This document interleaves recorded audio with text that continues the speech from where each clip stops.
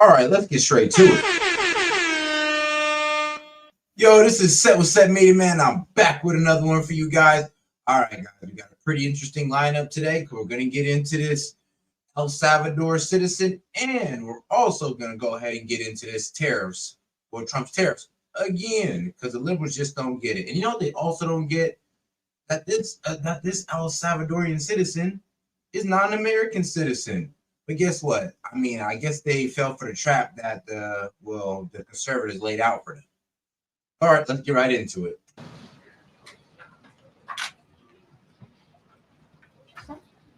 Thank you. Good afternoon, everybody. President Trump campaigned on the promise to secure our homeland and deport violent alien criminals from our communities. That is why the American people overwhelmingly reelected him back to this office, and it's why the American people defeated the Democrat Party in devastating fashion. Today, we have officially learned Democrat officials still refuse to accept the will of the American people. Maryland Democrat Senator Chris Van Hollen rushed to Dulles Airport this morning to fly to El Salvador, potentially using taxpayer dollars to demand the release of deported illegal alien MS-13 terrorists. The Democrats and the media in this room have continually and wrongly labeled Kilmar Abrego Garcia as a Maryland father. Yeah. So the governor of Maryland took taxpayer money to go to El Salvador pretty much on a failed mission, because if this man honestly thought that the El Salvador president was going to give him his citizen or his criminal to take to America, bro, that man was tripping. Like, I did not think this was real, but yeah, he put videos out about it. The governor posted about it, and as we expected, he returned empty-handed. There is no Maryland father. Let me reiterate. Kilmar Abrego Garcia is an illegal alien, MS-13 gang member, and foreign terrorist who was deported back to his home country. And when Kilmar Abrego Garcia was originally arrested, he was wearing a sweatshirt with rolls of money covering the ears, mouth, and eyes of presidents on various currency denominations. This is a known MS-13 gang symbol of hear no evil, speak no evil, see no evil. Abrego Garcia was also arrested with two other well-known members of the vicious MS-13 gang. And two separate judges found that Abrego Garcia was a member of MS-13, and that finding has never been disputed. I mean, yeah, that's the due process I've been telling you guys about. Yes, Dems. When I said he got due process, he got it twice. And just this morning, it was revealed through Maryland court documents that Abrego Garcia's wife petitioned for an order of protection against him for 2 instances of domestic violence in May of 2021. And here is the order right here. The court ordered that the respondent committed the following acts of abuse. Once in May of 2021, assault in any degree. And on May 4th of 2021, he punched and scratched his wife, ripped off her shirt, and grabbed and bruised her. This is from a court in Maryland. So not only are Democrats rushing to defend an illegal criminal foreign terrorist gang member, but also an apparent woman beater. To set all of that aside, the basic fact that he was illegally inside our country and had a lawful deportation order made him subject to removal back to his home country of El Salvador. And if he ever ends up back in the United States, he would immediately be deported again. Nothing will change the fact that Abrego Garcia will never be a Maryland father. He will never live in the United States of America again. And the United States Supreme Court ruled unanimously that the President of the United States and the Secretary of State could not be compelled to forcibly retrieve this citizen of El Salvador who is currently locked up in a maximum security prison in his home country. Which that governor pretty much, well, he didn't try to force it. He went down there to El Salvador to politely ask them to, can you please release this prisoner? Walked up to the super high security prison and all and said, can I get an interview with him? Can I get a voice chat? Something? And I'm like, bro, are you serious? Like, really now? Okay, on the taxpayer dime. due to his MS-13 membership. To remind the media and the Democrat Party, MS-13 are among the most vicious and dangerous individuals in this world. They pose a direct threat to the United States, El Salvador, and any other country who maintains basic law and order. MS-13 rapes innocent girls and women, runs sex trafficking operations, murders for sport, and terrorizes law-abiding people. That's why El Salvador President Bukele made it clear this week that he will not be releasing this MS-13 gang member from his prison. But that is not. Yep, and that is when everybody like to bring what the Supreme Court said so. No, the Supreme Court said we can facilitate. We can try to facilitate him to be returned to get due process. We don't have to. So we can't pretty much force El Salvador to return to pretty much give us their citizen. Remember, he's not a U.S. citizen. He is a El Salvador citizen. We cannot just go into El Salvador, kick in their prison, and just take this guy back. Just to what? Deport him somewhere else? It doesn't make any sense, guys. You got to really think here logically. Not enough. All of that is not enough to stop the Democrat Party from their lies. The number one issue they are focused on right now is bringing back this illegal alien terrorist to America. But where are the Democrats applauding the fact that southern border crossings just hit a historic low? Where are the Democrats supporting our brave men and women of law enforcement who are putting their lives on the line every single day to arrest the violent illegal alien invaders that the previous administration allowed into our country? And where are the Democrats when innocent Americans are victimized by illegal criminals that Joe Biden let in? It's appalling and sad that Senator Van Hollen and the Democrats applauding his trip to El Salvador today are incapable. Man, planned a trip to El Salvador, went there, and like I said, came back empty-handed, guys. Came back empty-handed. Oh, guys, let's make sure to double tap that screen and like the video, man. Let's get more people in on the conversation. Like I said, double tap that screen. All right, let's go. Of having any shred of common sense or empathy for their own constituents and our citizens. Nobody knows this more than the woman standing to my right, Patty Morin, whose beautiful daughter Rachel was brutally maimed and murdered at the hands of an illegal alien in August of 2023.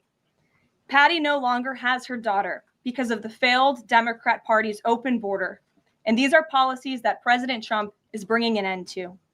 Patty should not have to be here today, but she is, and we are grateful and we are honored for her willingness and her request to share her powerful story with the world. Thank you, Patty, for being here. Thank you. A lot of you don't know the whole story about Rachel and about the crime that was committed against her. Even us, her family, we didn't know all the details. They kept most of it close to their chest, the detectives. Yeah, I'm pretty sure they did. Because, what I heard happen was downright gruesome. I was like, hey, yo, I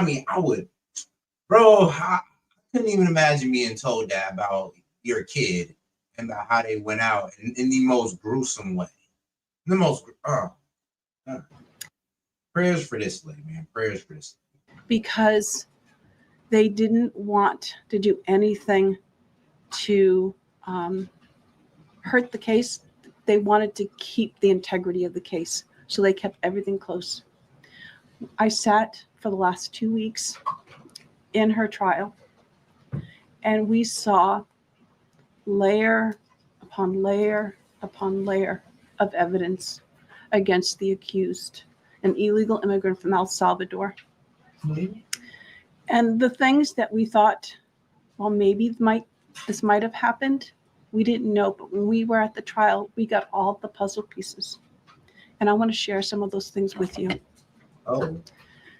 You know that Rachel's a 37-year-old mother. She has 5 children. We've walked the trail for the last 25 years that we've lived in Maryland. It's a safe place for our family. It's where we go to get a little bit of New England, because that's where we're from, New England. When she went on that trail that day, she was not planning on dying. She wasn't planning on walking to her death. She was planning on going to the grocery store with her girls afterwards. Victor Martinez, he waited for her. He waited for her to come closer. He saw her. He saw that there was nobody around. He attacked her. He dragged her 150 feet, blood gushing from her head. It left a 150-foot trail of her blood to the culverts, where he picked her up, he threw her against the wall of the tunnel, and he raped her.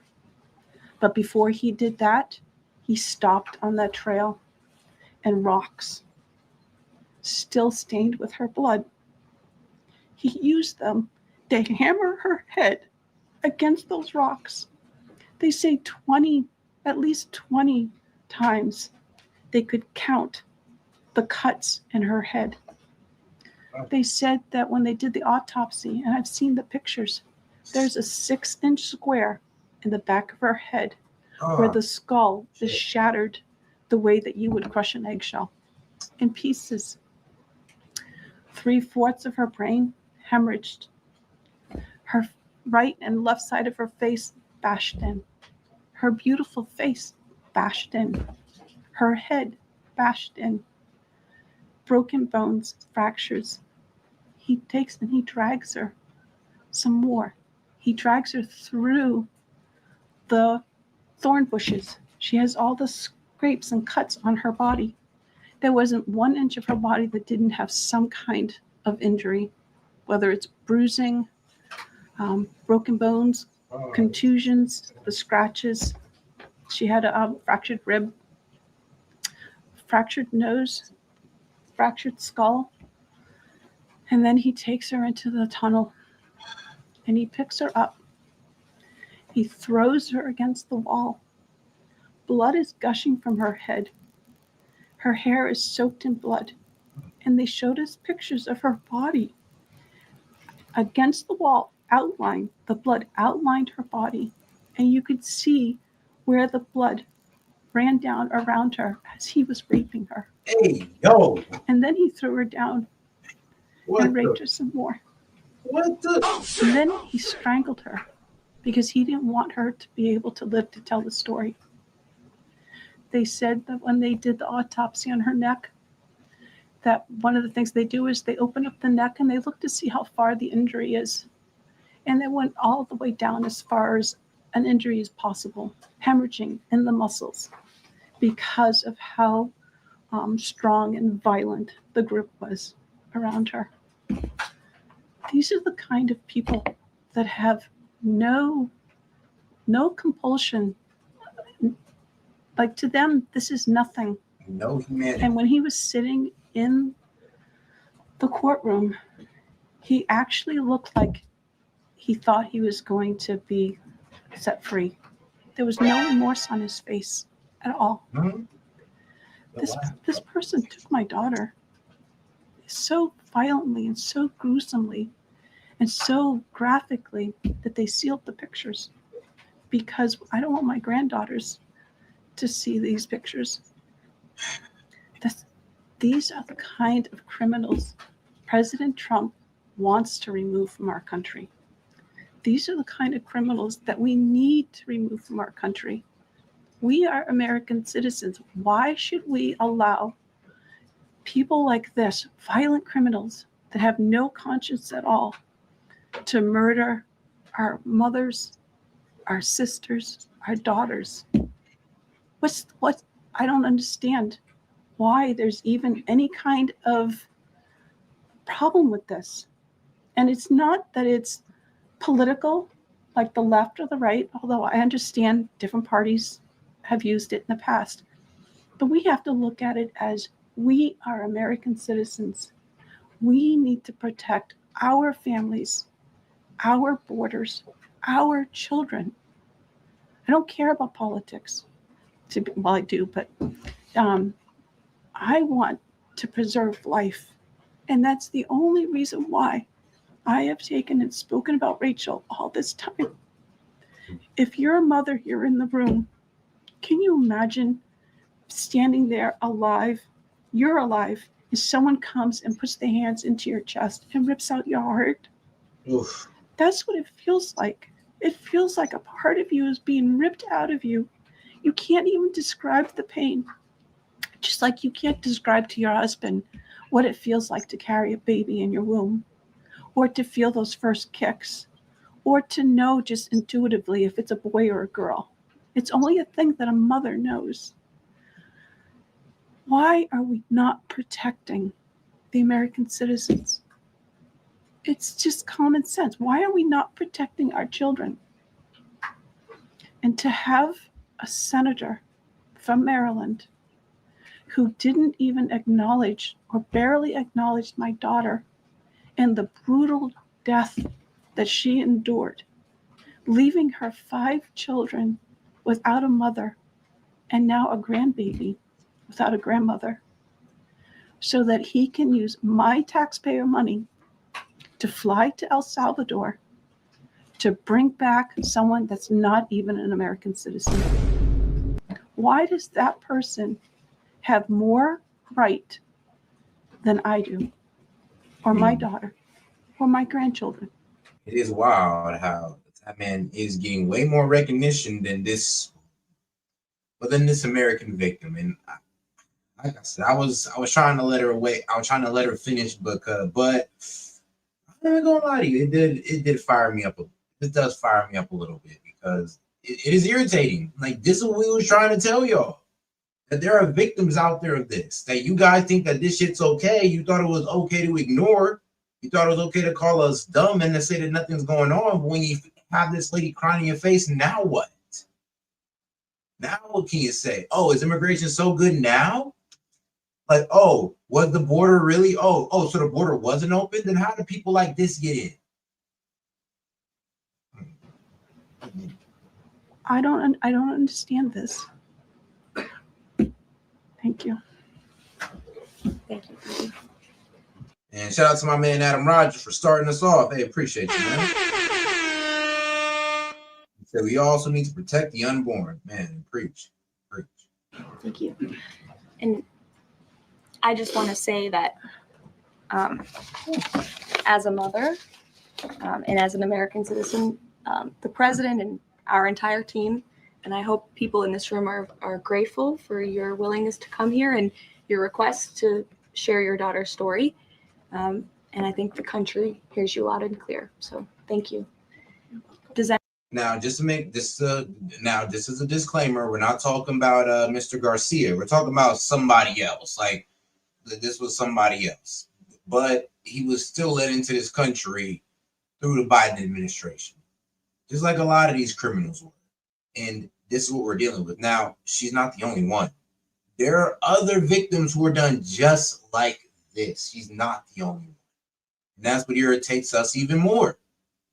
Especially when you guys sit here and try to say that we need to give these guys due process, each and every single one, and hold up the process here? So what? Y'all can make them citizens and say, oh, well, we didn't know they were going to do that crime.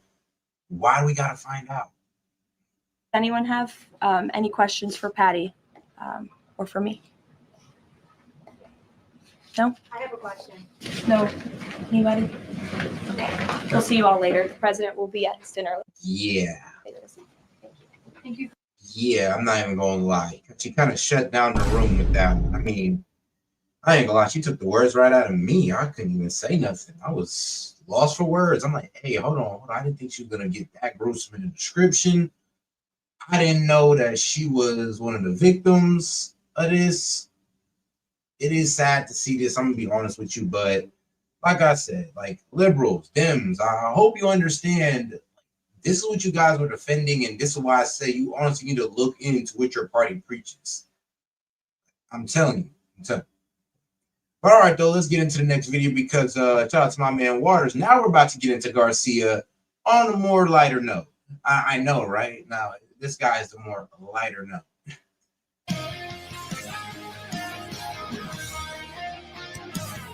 There's been an attempted prison break. A Democrat senator arrived at a mega prison in El Salvador ready to free a Maryland dad. But we're just finding out he's not really a Maryland dad. Nope. Homeland Security says he's a verified member of MS-13, and he's been accused of beating his wife twice. Maryland Senator Chris Van Hollen was up at the crack of dawn to rescue this guy from a Central American prison.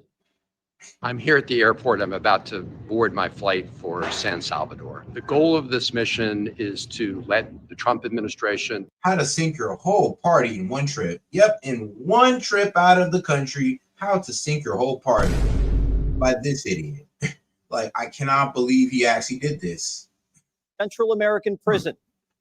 I'm here at the airport. I'm about to board my flight for San Salvador. The goal of this mission is to let the Trump administration, to let the government of El Salvador know that we are going to keep fighting to bring Abrego Garcia home until he returns to his family. I just landed at the airport in San Salvador a little while ago. I'm now en route into the city. Looking forward to meeting with the team from the American Embassy. The goal of my visit is to talk to people here about the release of Kilmar Abrego Garcia. I also hope to have the chance to meet with him. Once Van Hollen caravan down to the mega prison, he made an announcement. He's not leaving until he frees MS-13. Huh? Why is El Salvador continuing to hold him in S.E.T? Why not release? Hold on, he's still down there? I thought he left. No way. No way. Hold on. Let's go back to the beginning now. Now I'm thrown. Fighting to bring Abrego Garcia home until he returns to his family. I just landed at the airport in San Salvador a little while ago. I'm now en route into the city. Looking forward to meeting with the team from the American Embassy. The goal of my visit is to talk to people here about the release of Kilmar Abrego Garcia. I also hope to have the chance to meet with him. Once Van Hollen Obviously, okay, so here's the thing. I guess he's trying to facilitate that comeback. But here's the problem, though. He has to get the permission of, well, the El Salvador president. And he's not getting that. He's definitely not getting that. Honestly, y'all Dems should just let it go and see this move as a checkmate. Bro, it's a checkmate and y'all don't even want to accept it. Even though the Supreme Court says, all right, cool, we'll give him his day in court, the El Salvador president already got him. It's their citizen. We cannot tell them what to do with their citizen. If he wants to send his citizen back and to go ahead and face court, to go ahead and get deported somewhere else, that's on him. But it does not sound like he's doing that. So it is a checkmate situation because the Supreme Court has no jurisdiction, no judicial power over El Salvador. caravan down to the mega prison, he made an announcement. He's not leaving until he frees MS-13. Why is El Salvador continuing to hold him in S.E.T? Why not? Because it's their citizen. Like, what's so hard to understand about that? It's their citizen. He's not an American citizen. He's not the American Maryland father that they sold to you. He's an illegal citizen who was asked to leave, okay? Not release Abrego Garcia today. I'm not asking him to smuggle Mr. Abrego Garcia into the United States. I'm simply asking him to open the door of S.E.T and let this innocent man walk out. The distinguished senator from Maryland flew 3,000 miles on a rescue mission to free an illegal alien gangbanger from a mega prison and bring him home to Maryland, even though his home's in El Salvador. And the president of El Salvador said, would you like a tour of the mega prison instead? I'm weak. This man really just said, look, I'm not going to give you my citizen, but do you want a tour? You know, like, hey, man, Chrissy Holmes came over and gave a tour. We gave her a tour, but we give you a tour too. But as far as giving back our criminal or our citizen, no, we're not doing that. Nope. So if you're here for that, I ain't gonna lie. He kind of just wasted his time and taxpayer dollars. I mean, man, welcome to the Democratic Party. I'm not interested at this moment in taking a tour of S.E.T. I just want to meet with Mr. Abrego Garcia. He said he was not able to make that happen. I asked him if I came back next week, whether I'd be able to see Mr. Abrego Garcia. He said he couldn't promise that either. So I asked him if I could get on the phone, either video phone or just a phone, and talk to Mr. Abrego Garcia. He said he could not arrange that. The president of El Salvador just told a U.S. senator, don't waste my time, gringo. Van Hollen's flying to foreign countries to call illegal aliens, but he never called the mom whose daughter was killed by one in his own state. All this over a fake Maryland dad. Yes, the lady that painful story that you just heard from that lady. This man is the governor of her state. I mean, can you freaking believe it? This guy right here has the nerve to go visit some MS-13 El Salvador citizen, or try to, or attempt to, and he doesn't even visit the mother of what, a victim of one of these gang members that Biden let in, that his party let in. Yeah, it's insane. It's asinine. And he better lose that election. I ain't gonna lie. Like, whatever state he's from, I believe they said, never mind, he's Maryland. Yeah, the governor of Maryland. Yeah, Maryland. If this man wins again in the election cycle, bro, y'all got some problems. They got bigger problems than just your politicians. But what about the real Maryland mom, Rachel Morin, who was raped and murdered by an illegal in the same gang?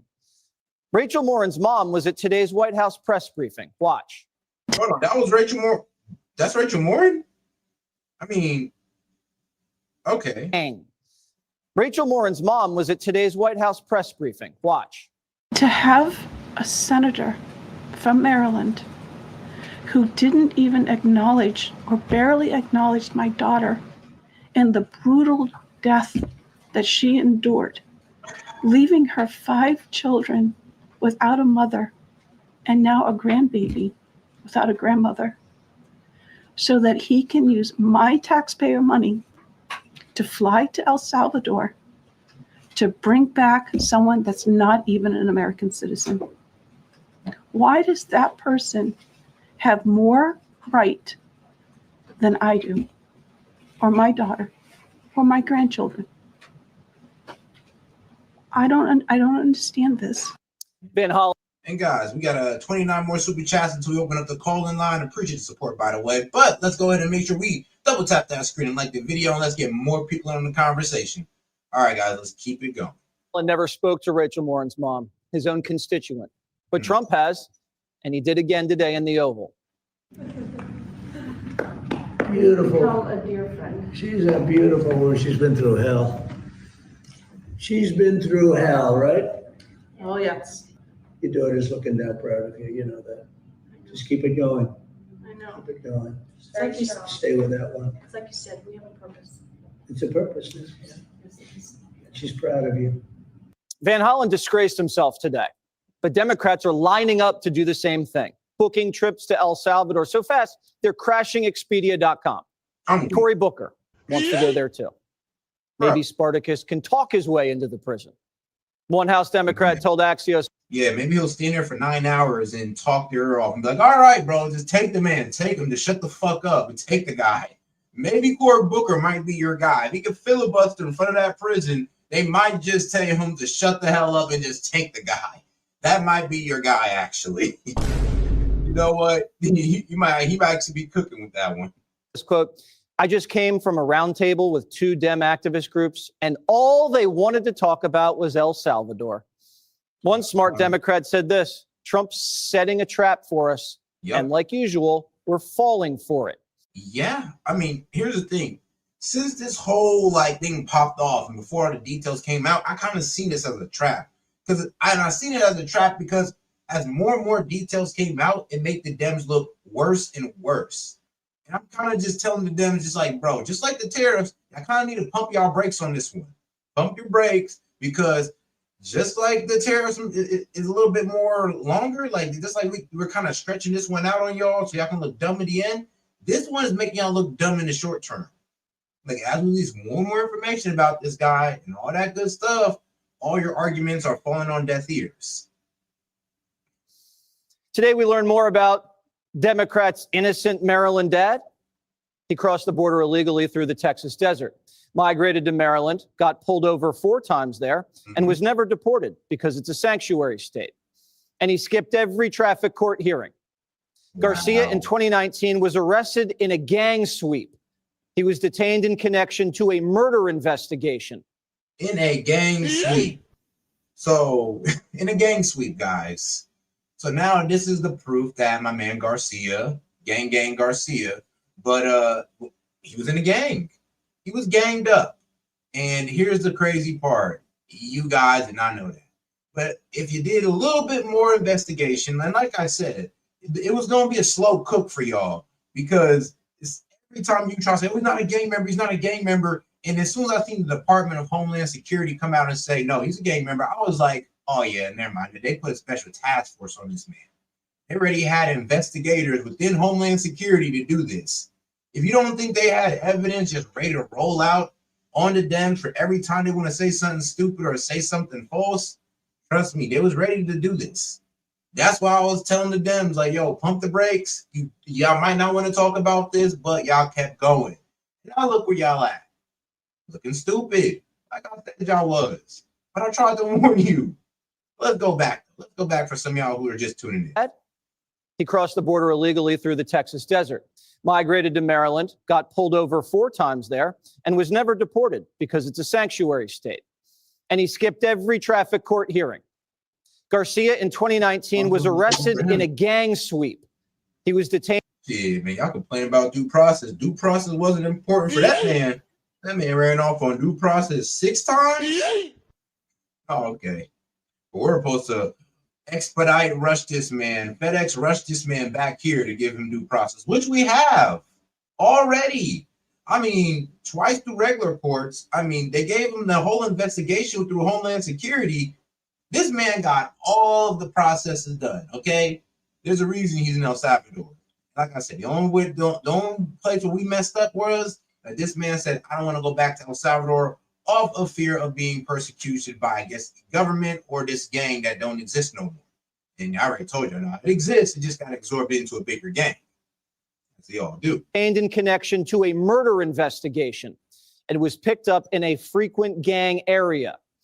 According to the police report, the detective picked him up with 3 active members of MS-13, one of them ranking members.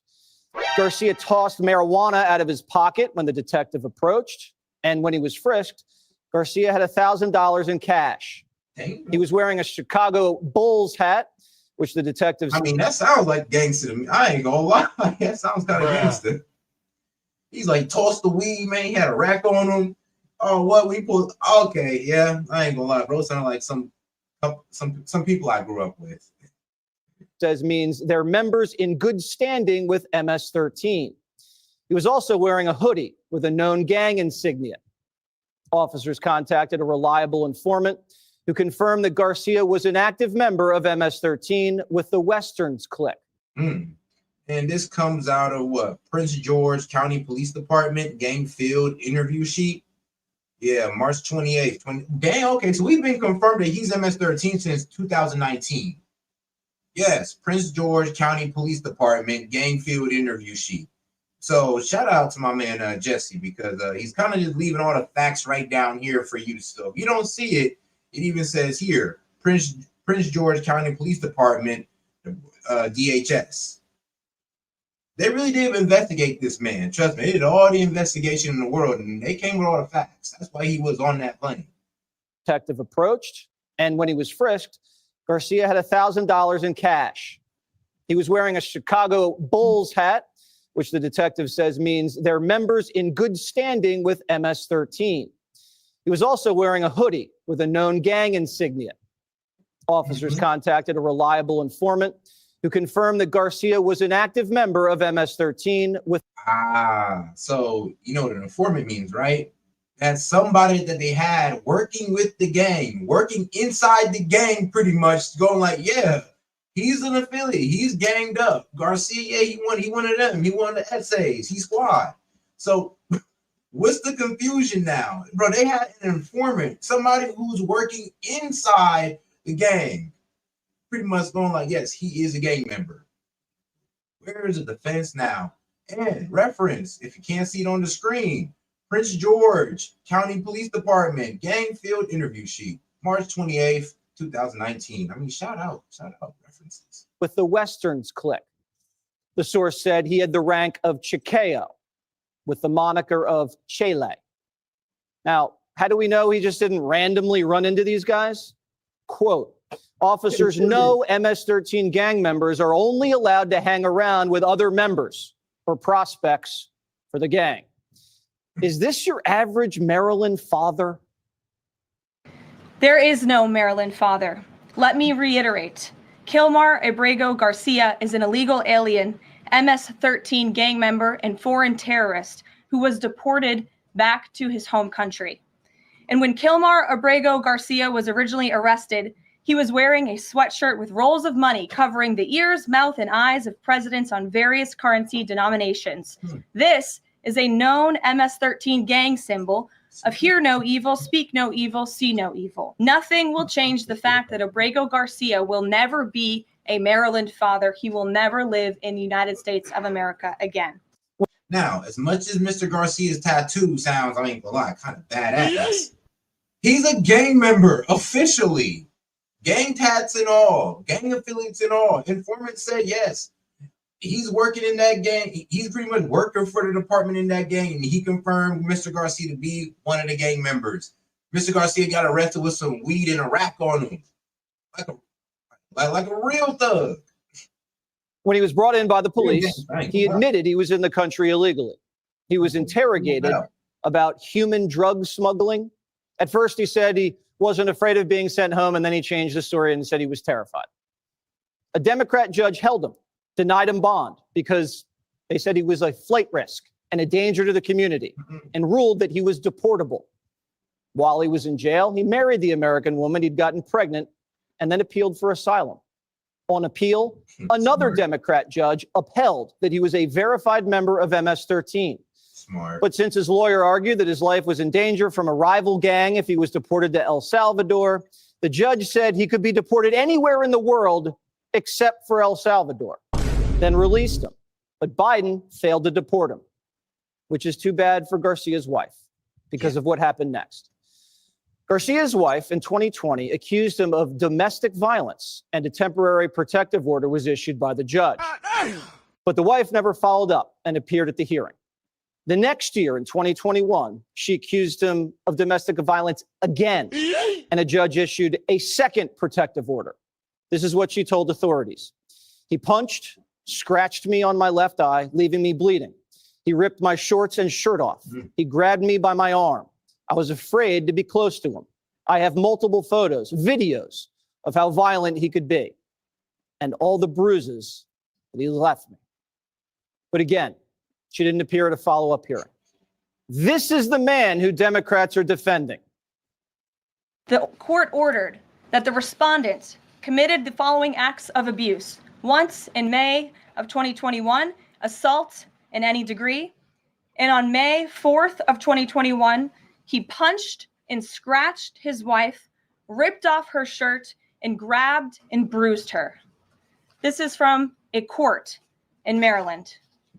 So not only are Democrats rushing to defend an illegal criminal foreign terrorist gang member, but also an apparent woman beater. After being arrested with drugs, cash, and gang attire during a gang sweep of known gang members as a part of a murder investigation, and being questioned in relation to drug and human trafficking, and being accused of domestic violence twice with video evidence, Democrats have made Kilmar Garcia their handpicked poster child, an innocent victim of Trump's mass deportation. Man. They couldn't have picked a worse guy if they tried. This is the Maryland dad. I mean, that's what happens when you kind of just rush to kind of criticize Trump. When you kind of rush and you're going off whatever. It's like, I ain't gonna lie. When y'all didn't come with all the facts, when you guys couldn't even tell us this guy's name, you should have known you guys were getting set up. But I kept telling you, like, what, a week back? All right, cool. What's his name? Like, why are y'all so upset about somebody that you don't know their name? All of a sudden, okay, cool. We got his name. We look into it. Yeah, hold on. He has been asked to get deported. He went to court over it. Hold on. This man is actually a criminal. He's been skipping court dates and committing crimes. I don't know what else to tell y'all, man. Like, if you don't want to believe that this man is a criminal, then I don't know. Go look up the Prince George, Clark County. Shout out to them. Maryland senator flew to El Salvador to rescue from prison. Actually, what's even worse, bro, they had an informant, a gang informant, point this man out and said, yeah, that's a gang member. When Donald Trump was sworn into office, he designated MS-13 a terrorist organization. And terrorists aren't bound by deportation restrictions, meaning the judge's restrictions on deporting Garcia to his home country of El Salvador vacated. So ICE picked Garcia up, put him on a plane, and sent him home. Garcia's lawyers are arguing the Trump administration should have reopened his immigration case in Maryland, petitioned the judge to lift the El Salvador restriction order, which the judge would have done because he's now a designated terrorist, and then fly him back. Bro, this is not hearsay. This is not hearsay. There's nothing hearsay about what this man has said. If you want to go ahead, look, we're talking about an investigation from the U.S. Department of Homeland Security. We are talking about the Prince George County Police Department gang field unit. Like, this is not hearsay. This is actually what has been looked into, what's been investigated on this man. There is no longer hearsay. This is why we say this was a slow cook for the Democrats. They got walked into a trap with this one. Because now, bro, you guys were defending the indefensible. Once again, we get you guys to defend the indefensible. I don't know how we do this to y'all every trip, man. It's like, and then y'all just walk off the cliff yourselves. It's almost sad. But hey, man, we love y'all for it. Y'all make it fun. All right, guys, let's get into this debate on this immigrant here. Well, this El Salvador citizen. Let's find out. I'm joined now by Jack Posobiec. He's the senior editor at Human Events. The Democrat strategist and former Kamala Harris advisor, Mike Nellis. Dinesh D'Souza, the conservative filmmaker and host of the Dinesh D'Souza podcast. And on her uncensored debut, Kim Iverson, the host of the Kim Iverson Show. Well, welcome to all of you. Mike Nellis, let's start first of all with Kilmar Garcia. What's your assessment of it? Yeah, my take on this is that, look, the American people voted for stronger border security. They voted to get dangerous criminals, violent criminals out of this country. I accept that. I also want that. What I don't think the American people voted for is getting rid of due process. The way you determine whether somebody is a criminal in this country is through the judicial system. You have to go through that process, and there are processes that are set up to remove people like Kilmar or anybody else. The federal government has produced no evidence that Kilmar is a danger. He was doing everything that he was supposed to do, everything the federal government was telling him to do. He was following the instructions he was given. Wrong. Like I said, just like Jesse Waters pretty much said. He said, bro, a police department, a gang unit confirmed this man was a gang member. Department of Homeland Security confirmed this man was a gang member. There is no longer hearsay. The evidence has been gathered. There has already been evidence displayed and has not been refuted. He is a MS-13 gang member and an illegal immigrant and a citizen of El Salvador. There is no more argument about this. Given by ICE. The only evidence the conservative movement that the Trump administration has made is that he owns a Bulls hat. And if we're going to start throwing away people and locking them up because they have Bulls hats, we have a lot bigger problems in this country than people coming across the border. And look, I would put it this way. We have Dinesh on the panel today. Like, Dinesh, like you are someone I have profound disagreements with. I'm sure we're going to get into some of those today. You were born in India and you're here legally. I want you here. I support your right to free speech. But if we start throwing people like you out of the country with the Democratic president, like, that's not right either. And I don't want that. See, and here's the problem. When Dems reach this extreme kind of stance of, oh, well, if we deport him, we're going to start deporting U.S. citizens. I'm like, bro, he's not a U.S. citizen. Y'all know that, right? It's already been verified and proven that he is a citizen of El Salvador. Even the El Salvador president has verified him to be one. Even the courts have agreed. He's received due process and proved that he is not an American citizen. Why do you guys keep trying to defend this man as if he's an American citizen? He's not. Okay. And I want to make sure that people have access to due process. So they've got to show that Kilmar is a dangerous criminal, which I don't think they can do because otherwise they would have already done it. Otherwise, we need to bring this guy home. That's what the Supreme Court has ruled. And every day that Trump is not listening to the Supreme Court, we're in the middle of a constitution. Wrong. The Supreme Court says they need to facilitate. See, I love how y'all Dems try to spin it, or y'all just in y'all echo chamber, but no. It said they can facilitate one. But here's the problem. We can only facilitate it only if the El Salvador president pretty much says that, oh, yeah, we'll go ahead and facilitate that for y'all because it's their citizen. We can't tell them what to do with their citizen. And like I said, it's kind of checkmate on the Dems because y'all can kick and scream and say, well, the El Salvador president will do whatever Trump says. All you got to say is do it. And guess what? Is Trump going to say that? No. Guess what? Even if Trump does say it, the man still has the right to tell him no.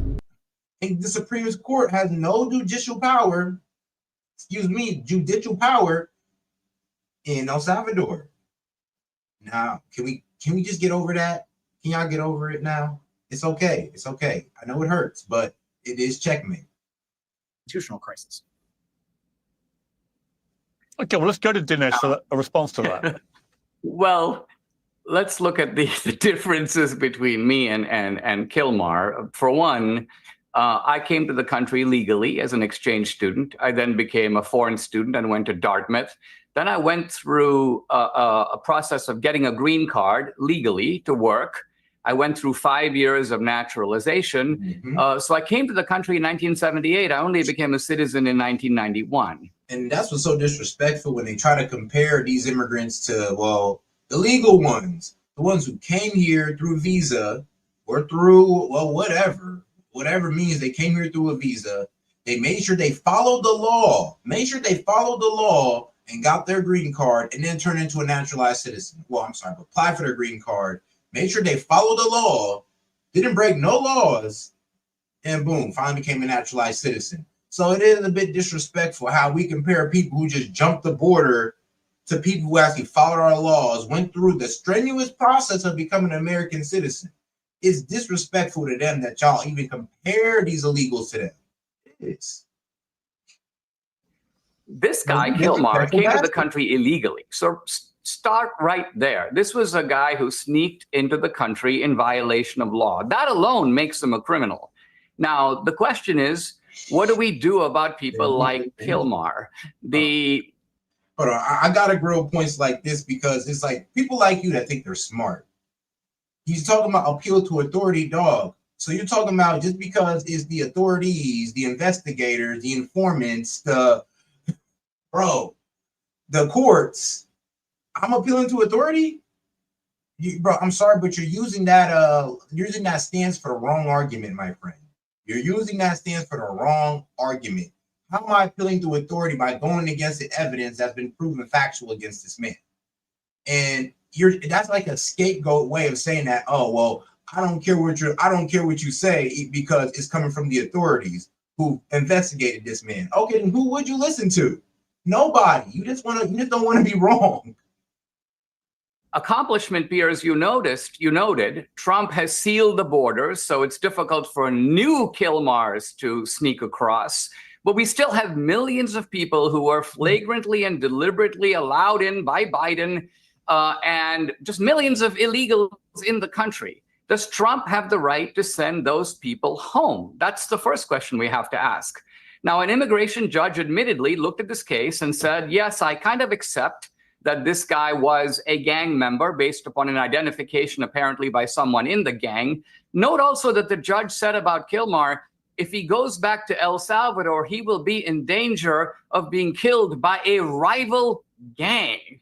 That alone implies that the guy himself was a gang member. Why would a rival gang target him if he wasn't himself in a gang? So the Trump administration has made this determination based upon the facts of the case. They've sent him to his native country, El Salvador. He's a citizen of El Salvador. It's the job of the Salvadoran government to decide what to do about his gang membership or his criminal status. That is not really our concern. So exactly. And why are you guys so concerned about an El Salvador citizen? It's funny as hell. It's like, come on now. You understand that now that he's in El Salvador, bro, we have no jurisdiction over him. He's their problem now, as he should be, as God intended it to be. So let it be. Y'all want to argue about due process? He already got it. I want to argue about where's the evidence? I mean, are you that lazy? I literally told you where to go find it. I literally gave you the police department, Prince George. Like, go look it up. This man has been through the courts. And he's been already, accused of certain crimes. So do y'all really want to argue for this man to come back? Like, is this really the hill y'all want to die on? No, it's not. Y'all have better things to do, I would hope. I do see these notable differences between Kilmar and Dinesh. Right. The point that I'm making I would argue back at... Yeah, go on. Sorry, Pierce. Can I follow up? Which is the point that I'm making is They have not had to face a judge in order to deport this man, and they've made a determination without providing any evidence. That's very easy to see a Democratic version of Donald Trump doing this to someone that they disagree with, like you. It's not that I'm questioning your immigration status or anything. I'm saying that there is a due process in this country, and we have to get those things right. Kilmar was already going through that process with ICE, and we can attack people because they came here illegally. A lot of our ancestors came here illegally. If I had to guess, I'm Irish and Italian. A lot of my ancestors. And I do find it funny, but oh, you guys believe Stephen Miller? You guys believe? No, I believe Prince George County Police Department. No, that's who I believe. I believe them. I believe the Prince George Police County. I believe in the Prince George County Police Department. I'm sorry, but you guys are hilarious right now. You're tripping me up. It's like, oh, you believe Fox? No, I'm not telling you to believe Fox. I'm not telling you to believe this man Jesse. I'm not telling you to believe anybody but this police department. And if you're not going to go look up that, then you're being disingenuous. I'll say it again for you. The Prince George County Police Department gang unit. They're the ones that conducted this investigation. There you go. So I'm not sure why you guys are upset or why you guys are trying to name other people when I'm not even naming them. I'm not telling you to go look up no Republican or Democrat. I'm pretty much going to tell you to look up the court case of the Prince George County Police Department. There you go. Now let's get right back to the show. Probably didn't come here through the proper channels either. And what I want to make sure is we don't fall down a slippery slope where we're not having due process. Well, first of all, well, I think also, Dinesh. Well, hang on, Dinesh. Before you respond, I would on that ICE point. You know, my understanding about this guy is that for the last few years, every year he has been interviewed by ICE. He has no criminal record. They've established no crime that he's committed. He is a father of 3 kids with special needs, and he has persistently denied ever being a member of MS-13. And the only person, it seems, who has said he was is an anonymous source who identified him as somebody they believe to be a member of MS-13. There's no other independent corroborative evidence that he was a gang member. Now, the significance of that, you know, in relation to your point, Dinesh, about, well, you know, why would he be under threat? There are lots of people who are not members of gangs who are threatened by gangs. Right, one of the tactics that gangs often use is extortion, racketeering, threats, and so on, harassment. We know this. It goes back to the mob, right? I mean, this is how they made a lot of their money. So I think the idea that he would have to be a gang member himself to be under threat from a gang, I don't think that that is credible in his case. If you look at the background to it, there could be plenty of other reasons. But surely the fact that ICE was seeing him every year, but did not. I mean, of course, but remember, he's been verified to be a gang member by a gang unit. Like I said, it's like this man has been investigated into deeply, and they've kind of slowly released the information on him. I believe this has been on purpose. This has been a way for a Democratic Party. Honestly, they did it so the Democratic Party can hang themselves, as we're seeing now, as we're getting all the facts and all laid out. And you know, everybody want to say, oh, you're appealing to authority. No, I'm actually just looking through things. And I'm like, oh, yeah, this man got a whole police gang unit report on him. Like an interview sheet and all. There is no refuting this. It is what it is. Y'all want to say, oh, no, he just got a Chicago's Bulls hat. I'm like, nope, because that's all liberal media told you. If you actually go look up the evidence, you'll find a whole lot more on this man. Pretty interesting guy. Determined that he should be deported is in his favor. And shout out to my man Fox Chase. Appreciate the support, brother. And we are 28 super chats away from opening up the calling line, guys. Appreciate the support. Fox Chase says, "What up, MAGA? Send the super chat and support Seth's show." Oh man, shout out to my dog. Appreciate you, man. All right, let's keep it going. And shout out to my man Fox Chase. Hold on, big dog. I got one more for you. Isn't it? And at what point is he just then put on a plane and put into one of the worst hellholes of any prison anywhere in the world, purely because it seems to me of one anonymous source 8 years ago who thinks he recognized him as a gang member? When No, not an anonymous source. See, the only reason why they said it was an anonymous source is because it was an informant working for the gang unit. You just can't sit there and name out, oh yeah, we had a gang, an informant in the gang during the court case. You can't say that because that's pretty much giving that guy away. So they got to say an anonymous source. Now that they released everything, yes, there was an informant that pointed them out as a gang member. That means an informant, somebody that works with the gang unit that's pretty much inside the gang to get information. And they put him out as a gang member. He got rounded up in a murder case investigation with a bunch of gang members. So, I don't know, man. It's like, I mean, what do y'all want to say? Well, just because he was around with gang members doesn't mean he was a gang member. You know what? I could give you that argument, honestly. I can give you that. But you know what? I just can't give you. I just can't give you the fact that the man got the tattoos. He's hanging around gang members. An informant pointed him out, pretty much saying that, yeah, he's in gang activity with them.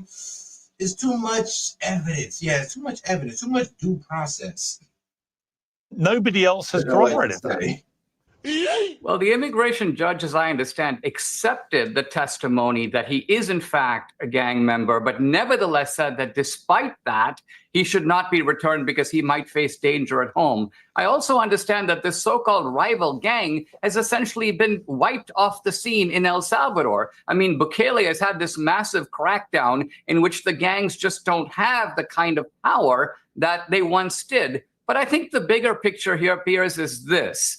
You have millions of people who have broken the law and come here illegally. They're in the country. I think that Trump has a referendum or a mandate, not simply to seal the border against new illegals, but also to send the illegals who are here back home. Now, the Democrats are saying, oh God, let's make sure we like the video by double tapping that screen. Appreciate the support, by the way. But yes, double tap that screen and like the video. Let's get more people on the conversation, guys. no. What you need to do now is set up an elaborate judicial process where each of these, let's just say 5, 7, 10 million illegals all get to go to court over a period of months, if not years. And so in effect, what it does is it makes permanent the illegal move on the part of the Biden administration to bring all those people here for entirely nefarious political motives. From tariffs to market turmoil, things are looking pretty rough out there. Okay, let me bring in Kim Iverson. Welcome to Uncensored. Kim, what's your response to what you just heard? I think we're just losing the plot here. I mean, the fact that Trump used terrorism. I mean, look, this guy, if he's illegal, if he's part of MS-13, great, get him out of here. Don't let the door hit him on the way out. I'm happy to deport all of the people who are illegally in this country. They all should go. They don't need to be here. If he's an El Salvadorian citizen, then he's back in El Salvador. It's El Salvador's problem. If he's got a problem in El Salvador, he's going to have to deal with it. It's not our job to protect every single person on earth. Otherwise, we'd be opening the door to millions more people. But I think we're losing the plot in the fact that Trump used terrorism as his excuse to deport these people. And that sets such a dangerous precedent. We have courts to deal with illegals. They're not supposed to be here. We can put them through. We could do rocket dockets. We don't have to make it these long, drawn out court cases that Dinesh is talking about. We can move them through the courts very, very quickly. And as Dinesh pointed out, the border is already secure. We don't have any new people coming through. So great. Now we just deal with the people that are here. We can't get rid of due process in order to do that. But terrorism, using terrorism, I mean, this is so dangerous. Talk about going. I mean, I get her argument and what she says, using terrorism. And I'm like, well, here's the thing, lady. What else were we going to do to get these guys up out of here? Because they were just going to hold us up court case by court case. And we just left these, guys as gang members. No, we have to designate these gangs as terrorist organizations.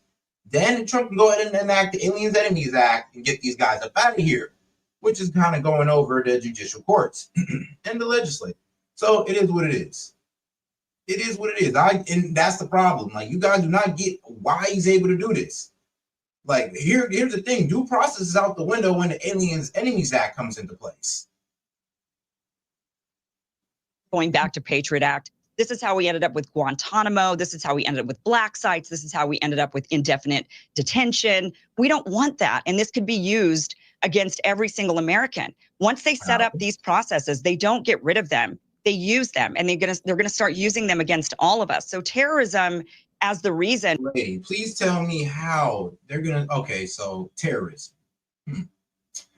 I would have to say this. Like I said, we all know what defines a terrorist and all that good stuff, and we're still using it on a foreign entity, not like these are international terrorists pretty much. Like MS-13 stretched through many, many countries in, well, Mexico or in Latin America.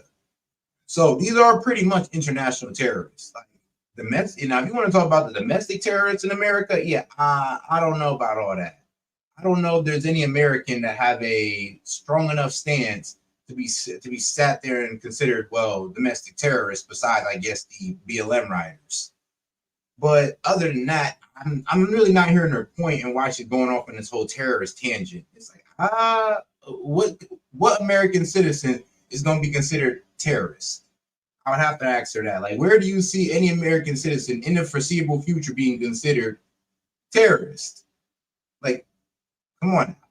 And when we have laws in place to get rid of all of the illegals in this country, sets that dangerous precedent that we should all be extremely alarmed by. So I'm all about it. Get rid of all the illegals, sure. Let's not use terrorism. Let's not use the excuse of in the name of national security in order to get rid of all of our constitutional rights. Nah, that's the problem, though.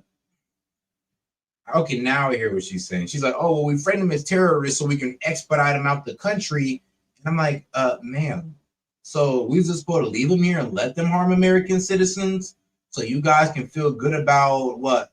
Due process? It's like I said, sometimes you guys really got to honestly really look at what you're asking for here. They were hurting American citizens. They were honestly plotting to do more crime, more heinous crimes.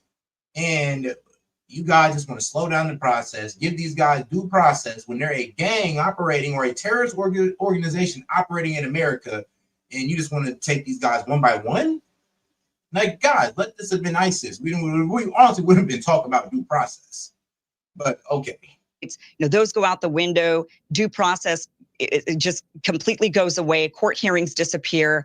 We need to keep all of that in place. That is what makes America America. So I'm extremely alarmed by the use of terrorism as the excuse.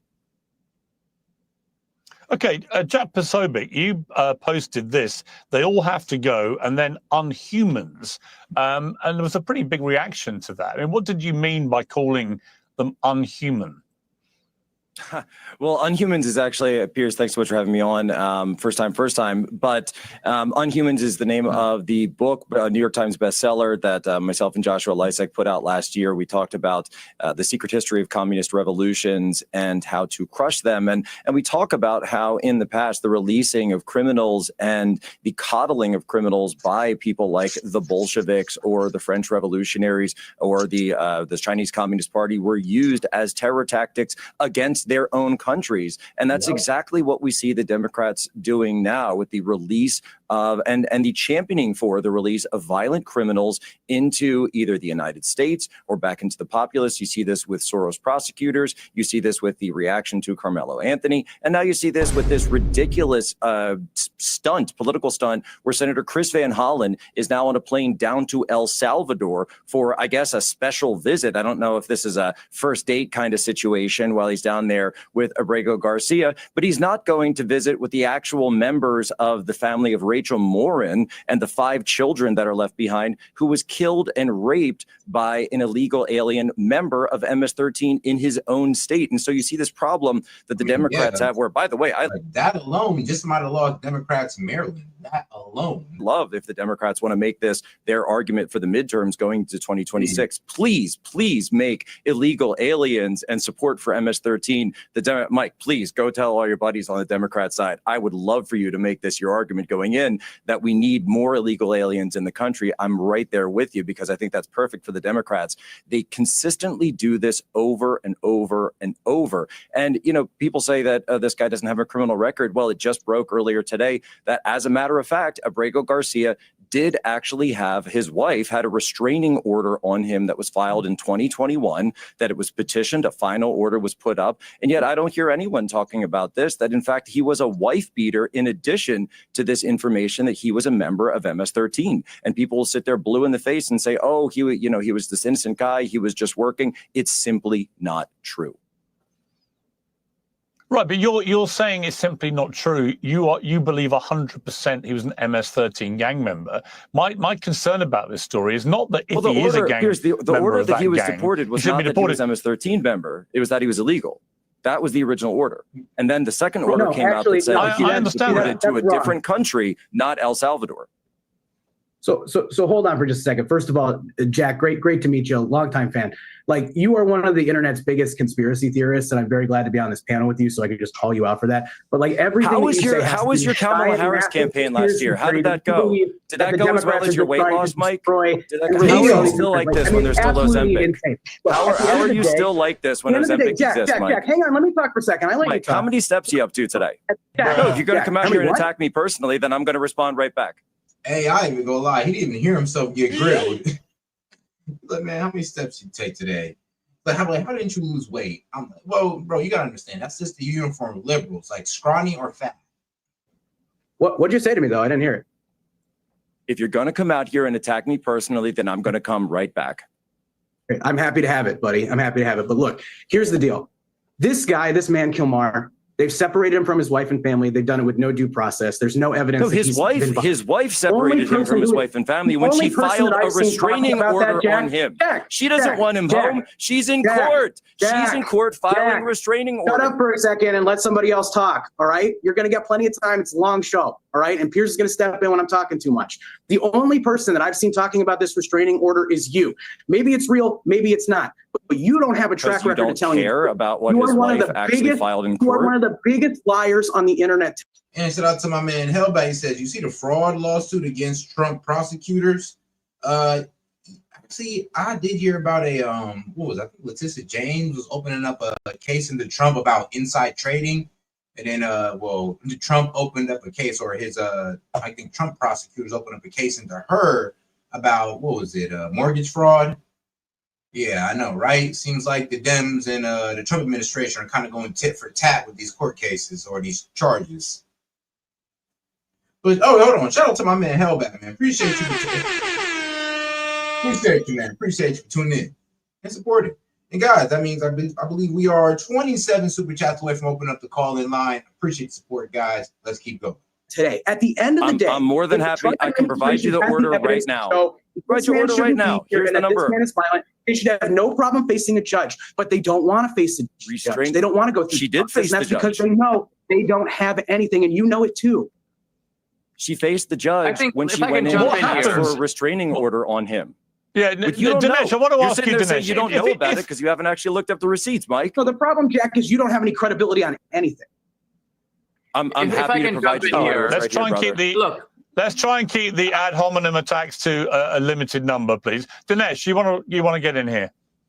Yeah, I think this is not a dispute of ill will here. By and large, today, the journalist Andy No reported, and he provided receipts. He showed the court document where Abrego Garcia's wife did file the restraining order. He noted the irony that she is now claiming that he is a wonderful husband and is apparently raising a whole bunch of money off of his name.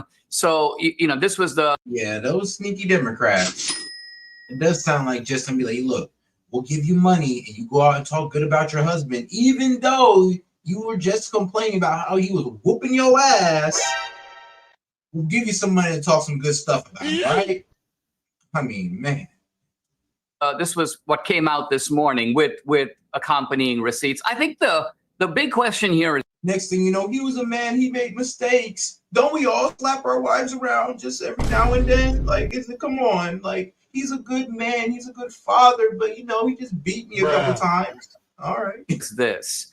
On this issue of deporting illegals, who should be making the decision? I think the reason that Trump has declared the invasion, it's part of his way of saying, listen, I ran for election in front of 300 million people, and I was given a mandate to do this. So shouldn't it be my call as to whether or not somebody who is illegally in this country gets to stay here or goes home? It was, in fact, Biden's call for the past 4 years to bring all these illegals here. Why shouldn't it now be my call to send them home? These judges have not been elected by anybody. So sure, there is a due process that should be held. But if you declare an invasion, I think this was the logic of declaring the invasion. And what else do you call swarms, not tens, not thousands, not hundreds of thousands, but millions of people coming illegally into the country? What is that if not an invasion?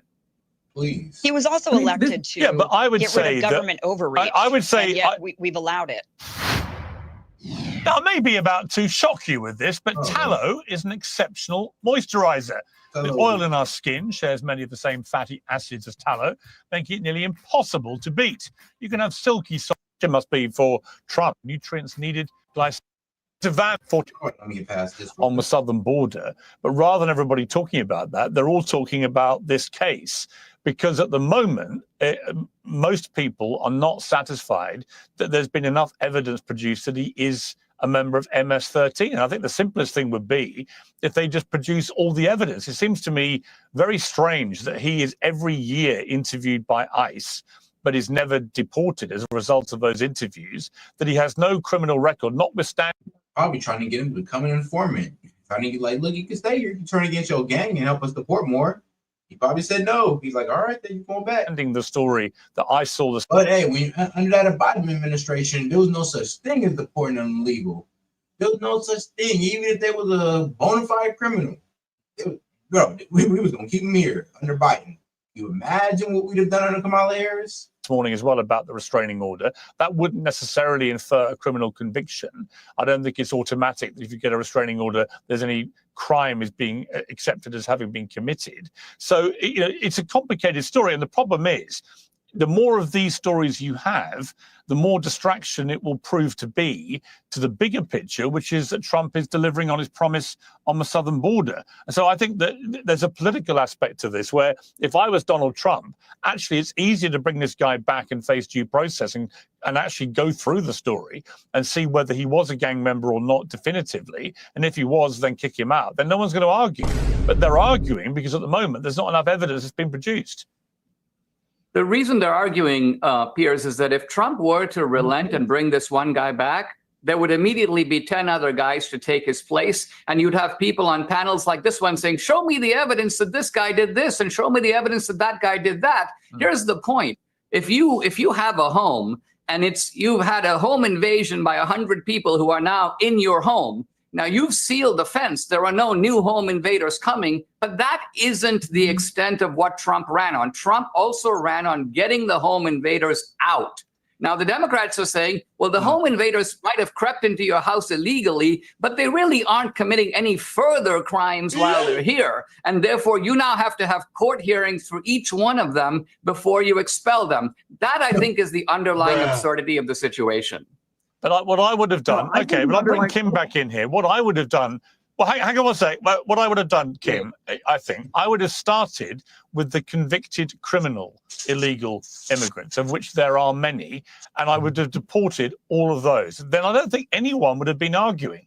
If you literally just settled on the ones who were convicted of crimes and you deported those, I think Trump would be applauded by people on the right and the left. Just like Mr. Garcia. But the problem is, I honestly do feel like, well, the conservative media kind of played the liberal media. It's like we gave y'all this guy, and we let y'all hang yourselves on him. And come on, think about like how Pierce is arguing. Everybody's arguing without the facts. Now that the facts have been released, everybody kind of looks stupid. Like, okay, yeah, we were kind of just overly defending this man. We were kind of just going out with. Well, we're running with all they found was a Bulls hat, and that's all. I'm like, no. When they found that Bulls hat, they forget to tell you he was around other gang members while wearing that Bulls hat. Left. The problem comes when you with the bag of weed on them and a rack on them. Thug life. Avoid due process as many people see it. And when the courts get involved, right to the Supreme Court level, and start to say this isn't right, particularly if your own administration has admitted there was an administrative error with this guy. It was a mistake. Once you've said that publicly, right to the top of your own legal team as an administration, it's very hard to then argue we can't do anything about this. If you make a mistake, make amends.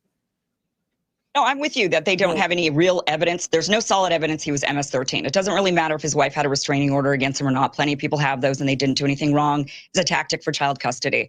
The fact is, though, he was illegally in the country. So I don't really care whether he was MS-13 or not. quite frankly. I think that we just get rid of everybody who's illegal. They've just got to go back to where they came from. And if it's unsafe for them, then they'll have to find somewhere else to go, or they'll have to work on some other protection. It's not our job, unfortunately. I mean, as much as I'd love to have a bleeding heart and save everybody, we can't do it.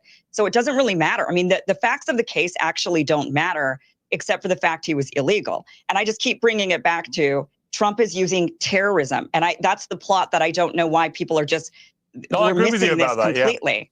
That aspect of it, if you want to talk about due process, if you want to talk about government overreach, I mean, Trump ran on not only getting rid of all of the illegals from the country and securing the border, but he also ran on getting rid of government overreach. And using terrorism is just marching in a very dystopian future, especially when Trump sits there in the White House and says, homegrowns are next. Then he goes on Fox News and reiterates homegrowns are next.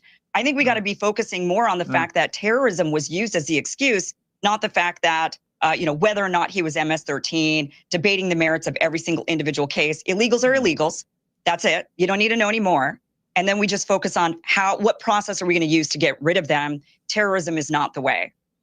I Googled yesterday how many. We mean naming them as terrorism, naming them as terrorists is not the way? Because let's be honest, I mean, legally, we honestly wouldn't be able to do anything about them if we didn't name them as terrorists. Like I say, the Dems always have a criticism of a plan, but never no real plan of their own. Like, oh, well, I'm criticizing the fact that he called them terrorists or he designated them as a terrorist group.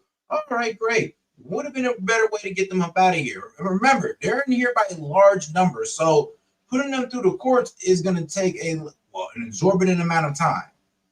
So name a better way. And they usually can, but they have all the criticisms in the world. All right, let's get right back to it. Make sure y'all double tap that screen like the video, guys.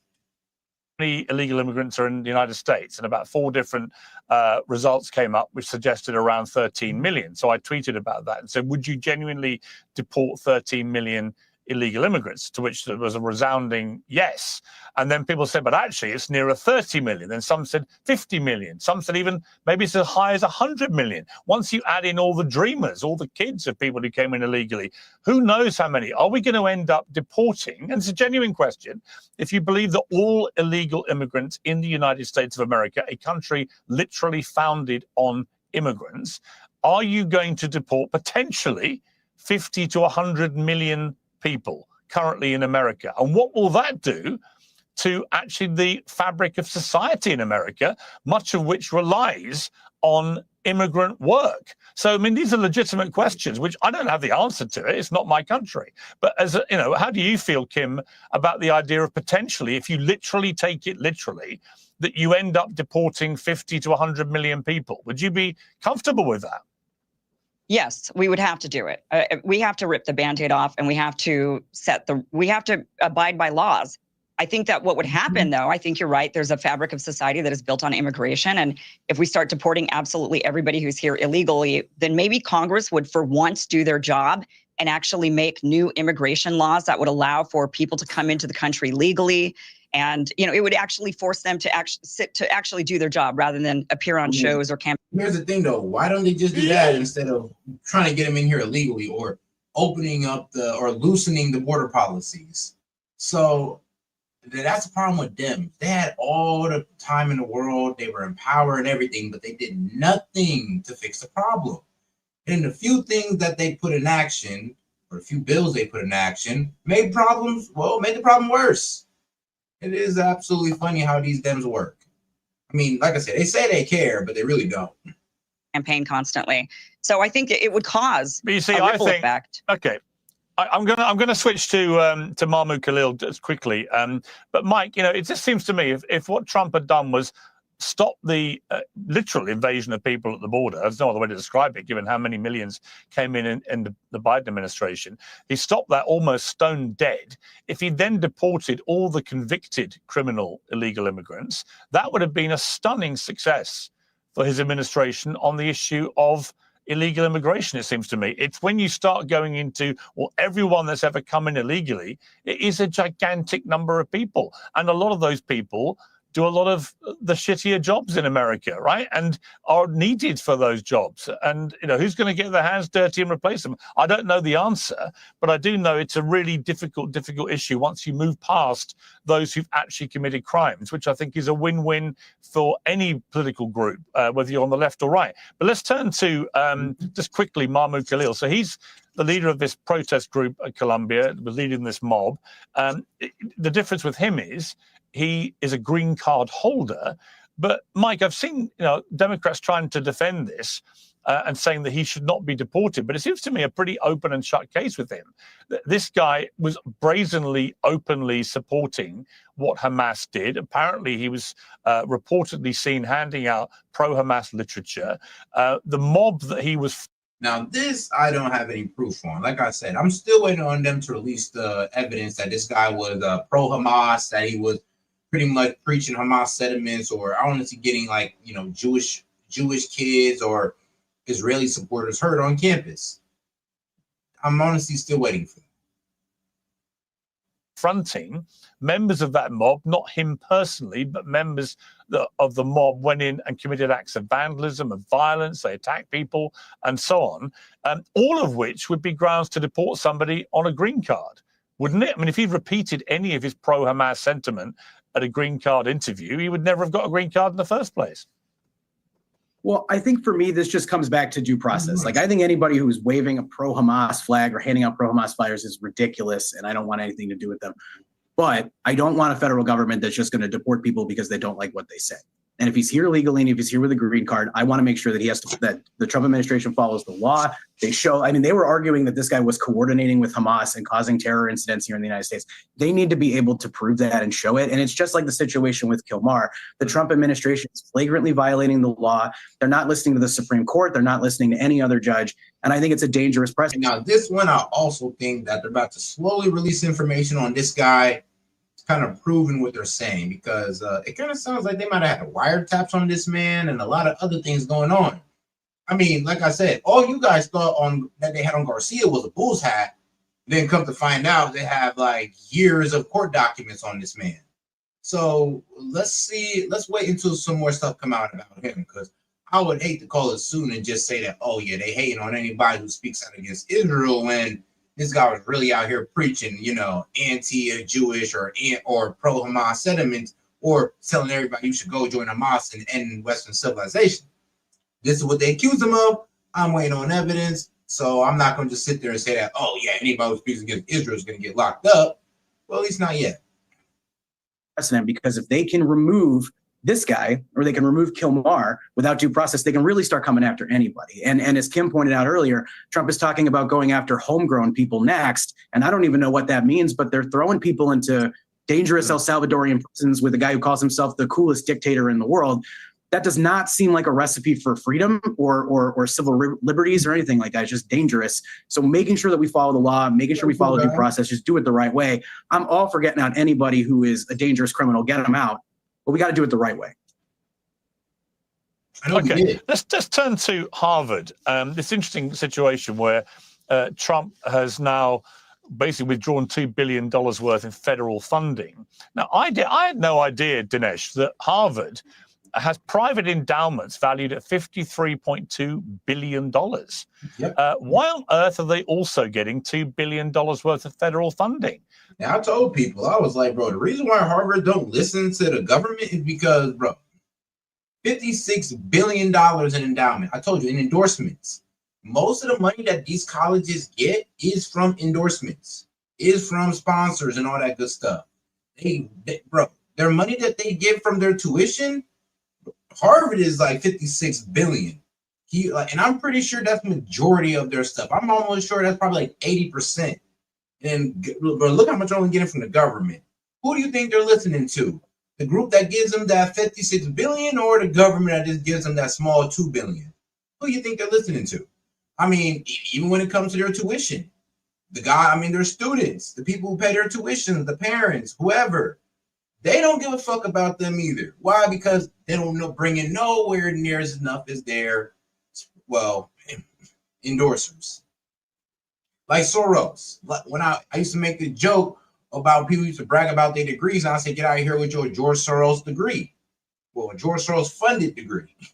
I don't get it. And particularly if they're going to spew obviously very partisan, anti-Trump, pro-far left woke agendas, as Harvard has been doing for the last few years. I don't see any reason why they should continue to be getting $2 billion worth of federal funding. Do you? Absolutely not. These universities have been part of a collusive racket with the government itself. If you look at university prices, they've been going up dramatically, far in excess of inflation. Now, why is that?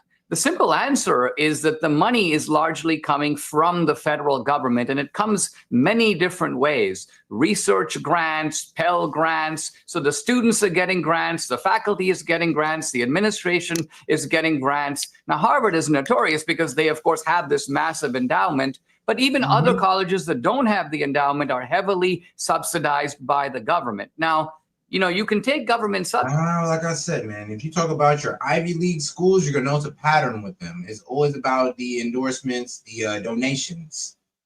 They're mainly funded by these donations into these universities. We're talking about the high up their universities, mainly your Ivy Leagues, even one step below them.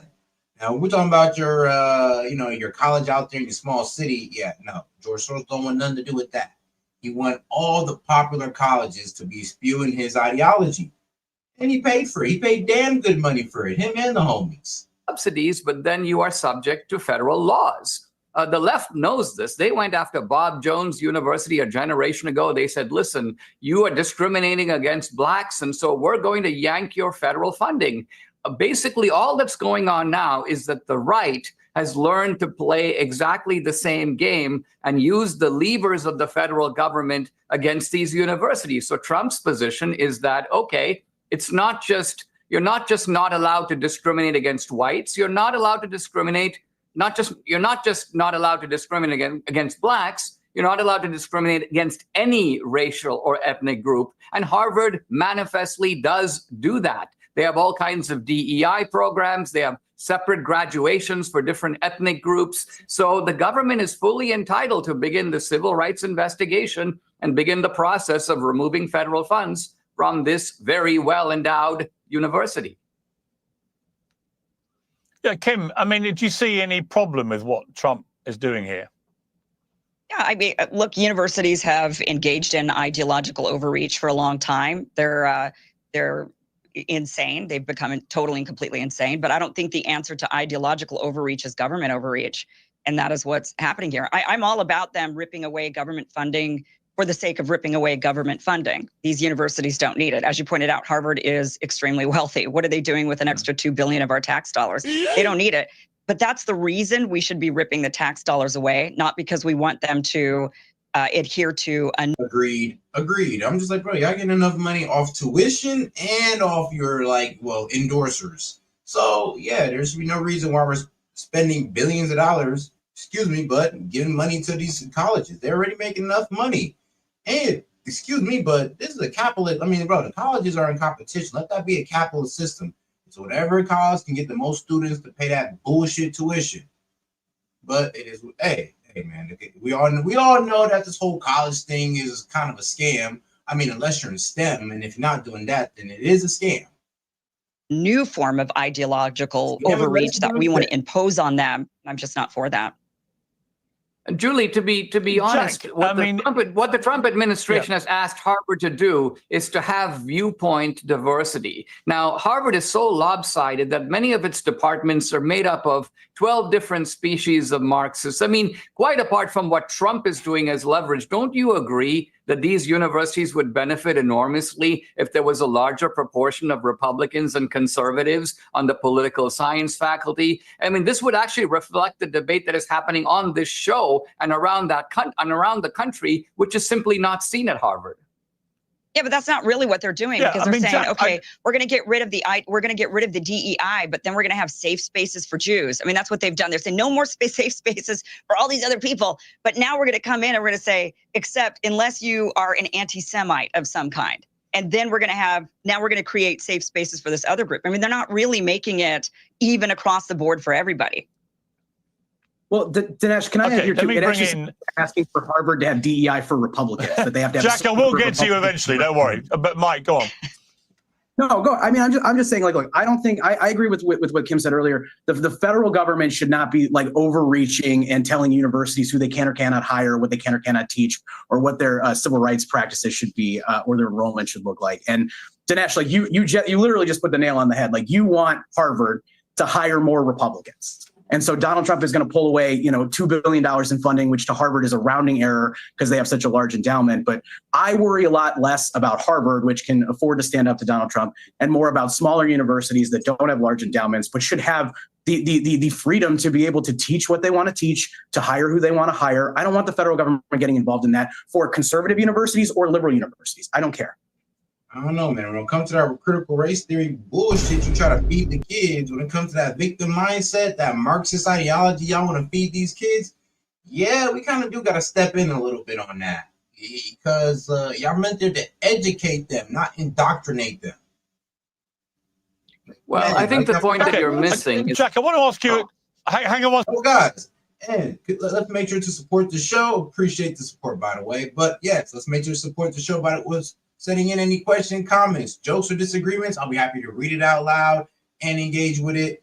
And we are 27 super chats away from opening up the call-in line, guys. Appreciate the support. I'll say, guys, I want to ask Jack a question. He's been waiting patiently. But I want to ask a slightly different question, Jack, of you, which is that President Obama weighed in on this yesterday, praising Harvard for standing up to Trump. We also saw Joe Biden coming out of his crypt to make another of his weird rambling speeches, which I think was quite alarming to Democrats, never mind anybody else.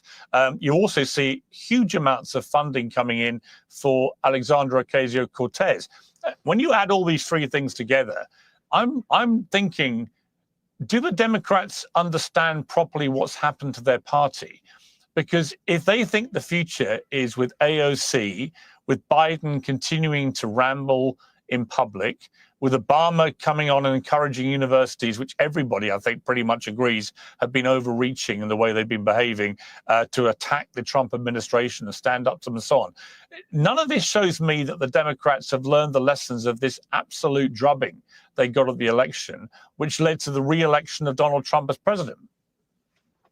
No, I would actually agree with you, Piers, there. I think that actually, believe it or not, I would agree with Joe Biden just a little bit. And I'm going to say something nice about Joe Biden, which, I think I'm not exactly, as my reputation, as Mike mentioned, known for. But I think what Joe Biden did is came out yesterday, and he was talking about economic issues. He was talking about Social Security benefits, and he was talking out there. Now, not him as a person, I think, as a good avatar for the Democrat Party, just like all of these other, boomer stocks that have been going on in the Coachella speeches and the rants of 83-year-old Bernie Sanders with his multiple mansions.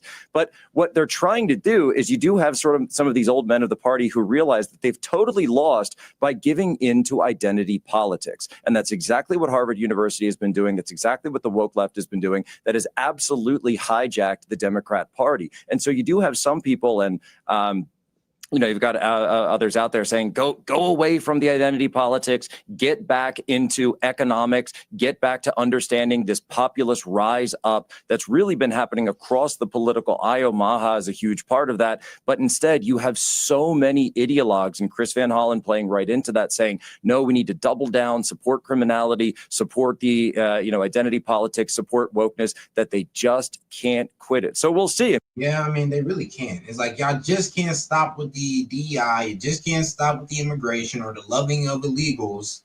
I don't know why. You just can't stop with it. And he said, yeah, y'all, maybe y'all should pivot on economics, but y'all barely know anything about that. But speaking of that, let's get into this whole tariff debate once again.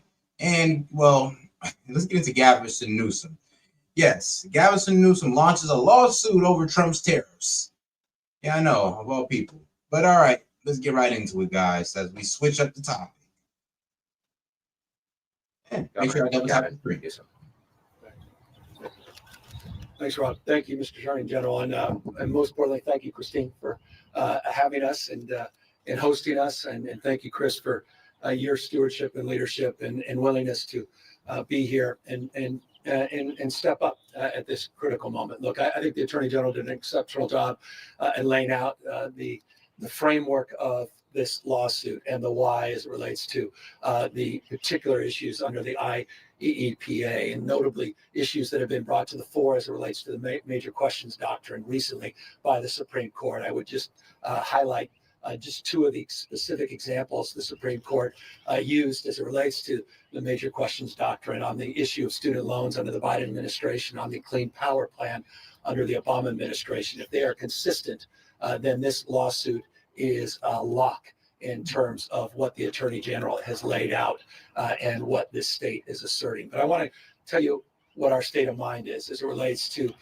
the issues that impact the state of California, obviously the state of our union, and the state of the economy more globally. We talk often about California being the 5th largest economy in the world. That is correct. We're also the largest manufacturing state in the United States of America, $412 billion output. And I want to put that in perspective. Texas is 41% smaller. It's a 41% larger share of manufacturing output just here in the great state of California. It puts in perspective something that often isn't communicated, I think, as effectively as it should be. By the way, the United States is the 2nd largest manufacturer in the world, which is also something. Hold on, bro. Yeah, Gavin, no, we're not. Actually, we're like the 4th. Yeah, China definitely got number 1, and I believe it's Germany and what was it? I know it, India. Yeah, it would be China, India, Germany, then us. This is one of the main reasons why we're putting in this tariffs, because we're trying to jump from 4th place back up to 1st and carry that gold again. But it's kind of hard with guys like you who don't even know where the hell we're at in the situation. You want to talk about the problem, but you don't even know what the problem is. We are not 2nd in manufacturing. We are 4th in manufacturing. This is the problem here. Like, you don't even know the problem. You haven't even assessed the problem correctly of knowing that, hey, yeah, I ain't gonna lie, we are 4th in manufacturing, guys. Just because I'm in a state that where manufacturing is doing well doesn't mean that's how the rest of the country is doing. You selfish bastard. Like this, that I think is important to highlight. So the manufacturing footprint in this state is disproportionately impacted by the tariffs, disproportionate to any other state in the nation. Of course, we talk about the 5th largest economy in the world. Let's put that in perspective. We're 14% of the U.S. GDP. That is 50% higher than the next state. No other state will be more impacted by the impacts of this, as Christine said, uncertainty that is best described as toxic uncertainty because of these tariffs. Let me underscore that with more consideration and context to where we are. We are also the largest hunting, fishing, agriculture, and forestry state in. And you know what's so funny about that? I know we have all this agriculture. Now, Gavin Newsom, I'm pretty sure that you do not know that most of the world does not accept our agricultural products. Actually, there's bans on our agricultural products. One example is apples. How we let everybody sell their apples to us, but there are countries that have import bans or limitation on American apples. It's not just that way with apples. There are other agricultural products that we produce that these guys are BSing us about. So if you would know that, I mean, you would understand why these tariffs are on. And then if you knew that there are a lot of tariffs around or a lot of import limitations or bans around our agricultural products, you wouldn't be bringing up agriculture at all. Like, not one bit. This nation, 150% larger than the next state, Texas. Folks talk to us about the impacts, regional impacts of rural economies. You're talking about California. You're not talking just. And shout out to my man Fox Chase. Appreciate the support, brother. And shout out to Fox Chase. We're now 26 super chats away from opening up the call-in line. And he says, when did America's core values become just the right thing? Yeah, I know, right? When did America's core values become just a right thing? I do not know. It is a bit weird. It is a bit weird. Now, I would say the Dems think that they got our core values down, but not really. I mean, especially with the whole immigration thing going on. Well, there's a lot of things that they don't got our core values down with, especially with the whole free market having opportunity and all that to go out there and make your money in the world. They don't believe in that either. Honestly, they believe in class control. And they don't even know it, especially with that whole marginal tax rate idea that they be having. But shout out to my man Fox Chase, bro. Appreciate you. Talking about the Midwest and places like Texas, you're talking about our state, the state of California. Almonds you see around us, export dependent. Pistachios, export dependent. Dairy, export dependent. In fact, 43% of almonds and pistachios and dairy are export dependent in the state of California. Few industries will be hammered more than the toxic uncertainty of these Trump tariffs. The impacts, what more evidence do you need? Check your 401k. Check your portfolio. If it includes NVIDIA, you should check it right now. NVIDIA, the great California company, one highlighted by this same Trump administration over the course of the last 24 to 48 hours, just got hit today with a $5.5 billion charge. Great California company got hit with a $5.5 billion charge, sending the markets to tumble yet again today. NASDAQ down over 2% as I speak. The uncertainty is pronounced and it is profound in the state of California. I mean, bro.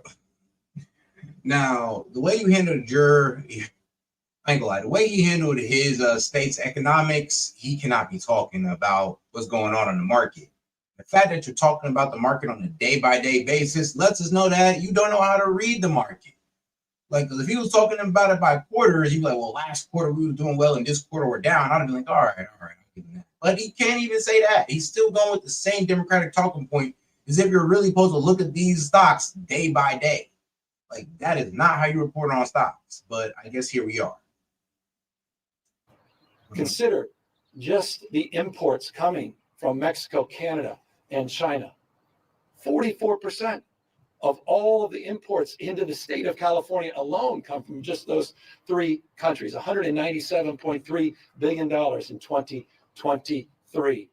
The impacts of these tariffs, particularly on those three countries, disproportionately impact the state of California. Across the spectrum, the impacts are off the charts. We talk about regional disparities. The impact in counties like this, counties like Kern, rural parts of the state will be outsized.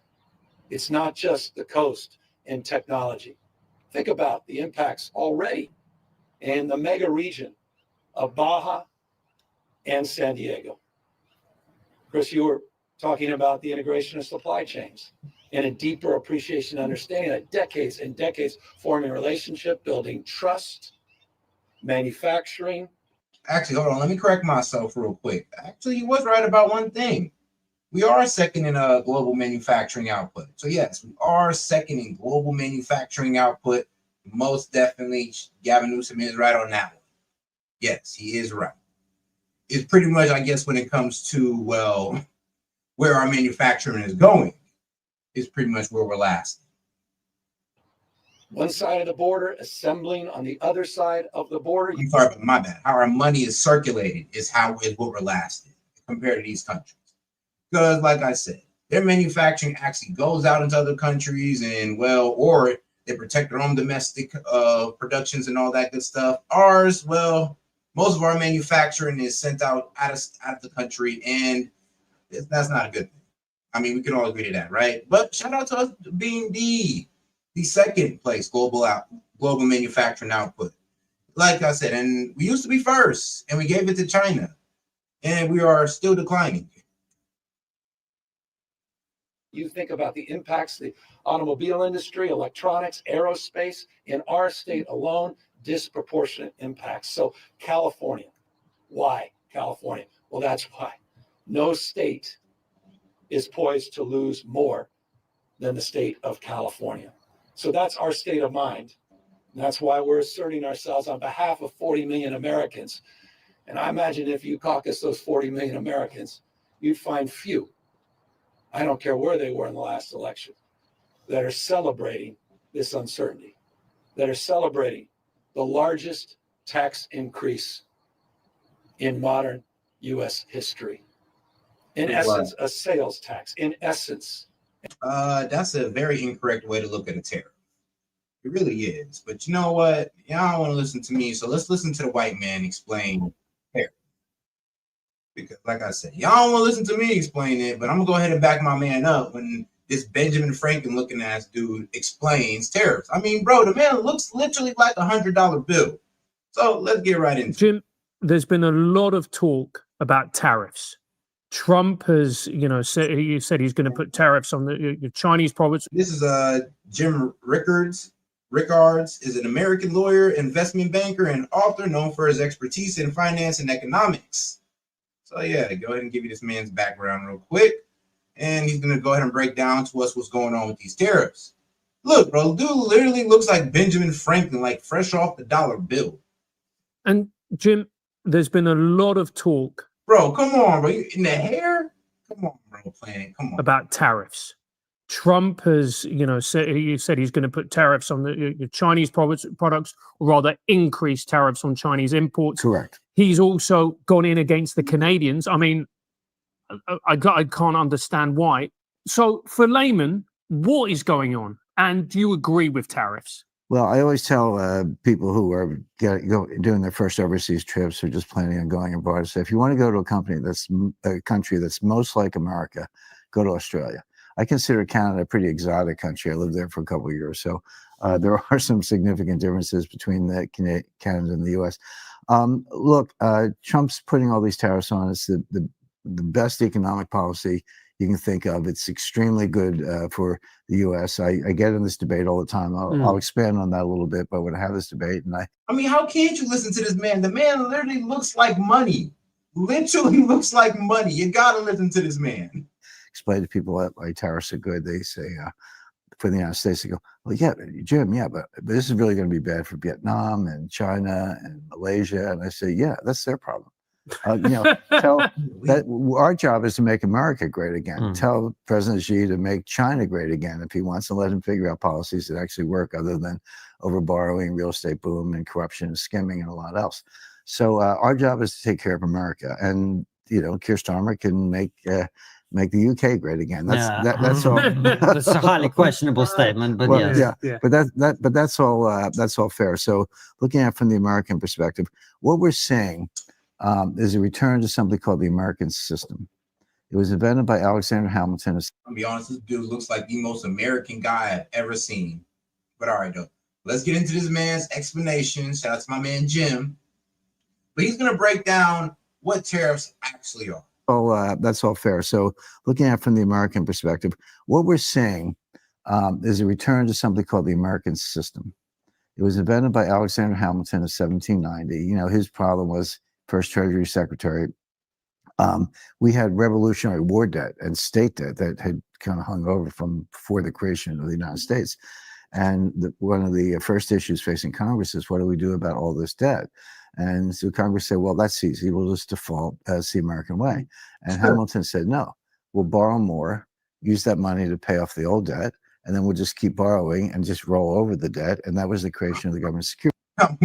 This default is the American way. Can you imagine calling the loan service like, you ready to pay your payment, sir? Nah, America, bitch. I'm defaulting on that. Just hang up the phone. What you mean? Like your forefather, we default on loans. Yeah, don't do that. The securities market has been going strong for 230 years. You can call it a Ponzi, but it works. But then you had to finance the government as well. And that's where tariffs come in. We had tariffs from the start. Alexander Hamilton and George Washington took a field trip out to Passaic, New Jersey to show Washington these waterfalls. And they were like, this is perfect. This can, you had water wheels and looms and powering industry. And but we need tariffs to protect us from primarily England, because they were the leaders in that technology at the time. From 1790 to 1962, the United States grew economically, geographically, technologically, telephone, telegraph, railroad, steam. I'm not saying we invented every one of those things, but we certainly applied them and invented quite a few of them. The greatest invention of all time economically was indoor plumbing. 50% of humanity spent 70% of their time fetching water for 5,000 years. all of a sudden women were free to do more productive things. So it's a little more powerful than the internet. But my point is that whole regime, and there were very strong advocates, starting, as I mentioned, with Alexander Hamilton and George Washington. And as he's getting into the forefathers and their use of tariffs, now I do see, people want to bring up the 1930s. And like I say, if you're going to bring up the 1930s, can you please explain like what was the main thing right there? Because it wasn't tariffs. The main problem with the 1930s was the money tight situation, that we didn't have enough money in supply. And that's why everybody blamed the feds for the depression, because they were supposed to print more money, but they didn't. They kind of just let the economy go into a depression. That's why the depression happened. It wasn't because of the tariffs. I'll tell you that right now. I mean, you can chat GPT that, Google that, and it will go ahead and break down many, many reasons why the Great Depression happened. So if anybody want to sit there and tell you it's because of tariffs, I mean, they're being intellectually dishonest with you and historically dishonest as well. Henry Clay, who was not president but was a powerful senator, John Quincy Adams, Abraham Lincoln, William McKinley, Calvin Coolidge, Dwight Eisenhower, all the way through, they all advocated tariffs. Now, the rap on tariffs, the Democrats ran this in the 2024 presidential campaign, and unfortunately it kind of stuck. So you have to explain it to people. They go, well, tariffs are a sales tax on the American people. That was their statement. So you have a certain good at a certain price, and you put a 20% tariff on it. The price is going to go up 20%. Sales tax on the American people and inflationary. Both of That's how it's been framed. I mean, he kind of broke it down pretty well of how the Dems explain tariffs. Let's hear it again. Well, tariffs are a sales tax on the American people. That was their statement. So you have a certain good at a certain price, and you put a 20% tariff on it. The price is going to go up 20%. Sales tax on the American people and inflationary. Both of those statements are wrong. Here's why. In a tariff transaction, you have three parties. Could be more, but at least three. You have the producer exporter in China, Vietnam, etc. You have the importer, who's a wholesaler or distributor, and then you have the consumer. So we are going to put 20% tariffs on things. That is going to raise the price, at least initially. Who actually pays the tariff? Well, it's the importer, the person who takes the goods off the ship at the port of Los Angeles. Has got to write a check to the Treasury for 20% of the value of those goods. But who pays it economically?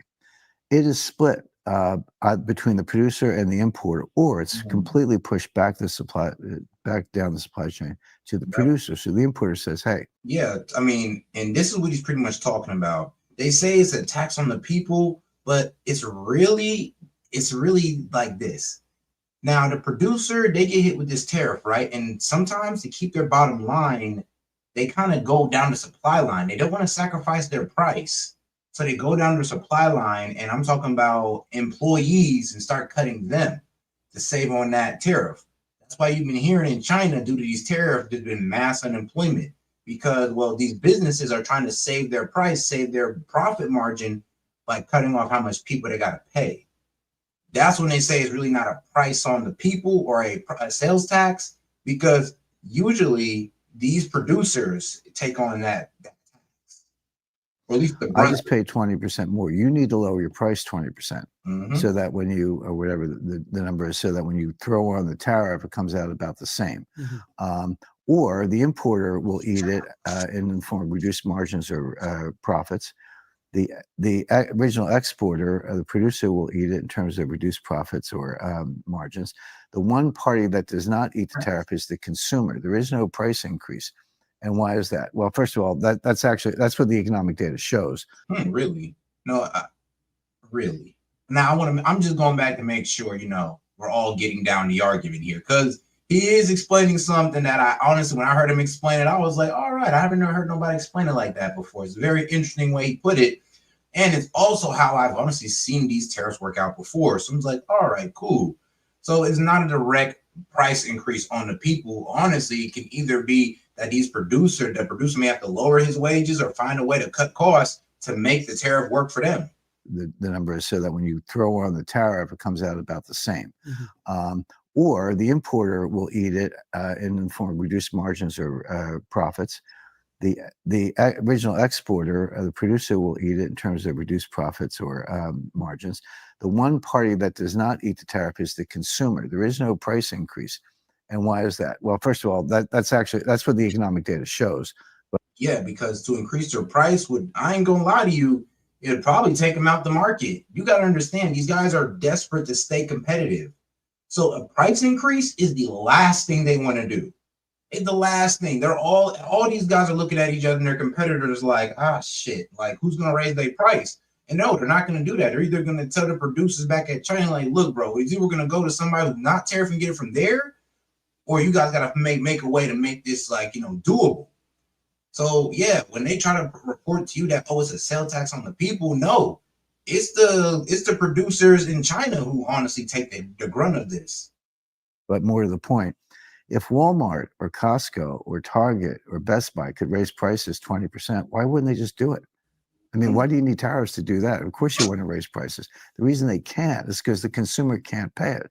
The consumer's tapped out. Credit card lines are used up. Mortgage rates have been high. Hiring is dried up. There are a lot of, and inflation generally, we're still, the thing about the. Okay, and his other argument is like, bro, prices are already high enough. It's like it's already as high as this can be due to inflation in the dollar. So any higher, then their demand would automatically go down, and that would be a hit to them. It's like I said, they want to keep their price. They want to keep the price where it's at so people can keep buying. So they're always going to put the brunt of the tariff back on the producers. By inflation, they say, well, inflation went down from it was 9.1% in June 2022. It's about 3% today, give or take. It's bounced around a little bit. They say, well, inflation has come down.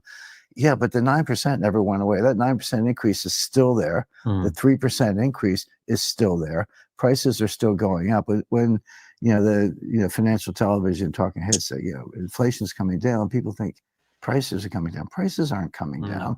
Inflation is going up at a slower level, but it's still going up. And we're building on top of the 9% that we had in 2022, which was the highest since the early 1980s. So given all those price increases, which are now embedded, and the other headwinds I described, people can't afford to pay higher prices. Like I say, if they could, they would have been charged that already. So in other words, the tariff does not fall on the consumer. It falls on the producer or the importer, or it's split between them in some fashion. So the idea that it's inflationary is not true. And the idea that it is a sales tax on consumers is not true. It could affect margins further up the supply chain, but not at the consumer level. But what else do tariffs do? You basically create a wall. You create high-paying jobs in the United States. Trump has said to everyone, China, Malaysia, Vietnam, I don't know, I'm picking on them. Could be French wine. Well, not French wine. It's not a good example, but German manufacturers, et cetera, said, hey, you can sell whatever you want to the American people, no problem, but build it here. Put your plant in the United States, because you got to, instead of paying the tariffs, if you're the producer, going back to what I just said, the producer bears it. Well, if you don't want to bear it, jump over the tariff wall, put your plant in the United States. Ooh, and there you go. That's what you're pretty much saying. Them guys in China don't want to take that hit. And you might want to hop on that boat and come over here and go ahead and do your business here and bring those jobs here. So you guys don't go ahead and got to take that 245% tariff that Trump just put on China. You don't got to accept that.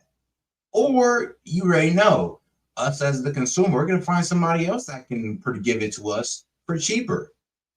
And that is what China's afraid of. Like I said, these tariffs get hit back on the producer. Who's the mass producer? China. So China takes all grunts of every percent raise of these tariffs, takes all the grunt of it. Taiwan Semiconductor is spending upwards of $100 billion building new fabs, fabrication plants for semiconductors in the United States. Apple just announced $500 billion. But we will come back to my guy here. Okay, well, we're going to come back to Benjamin Franklin. Let's get back to Gavin Newsom.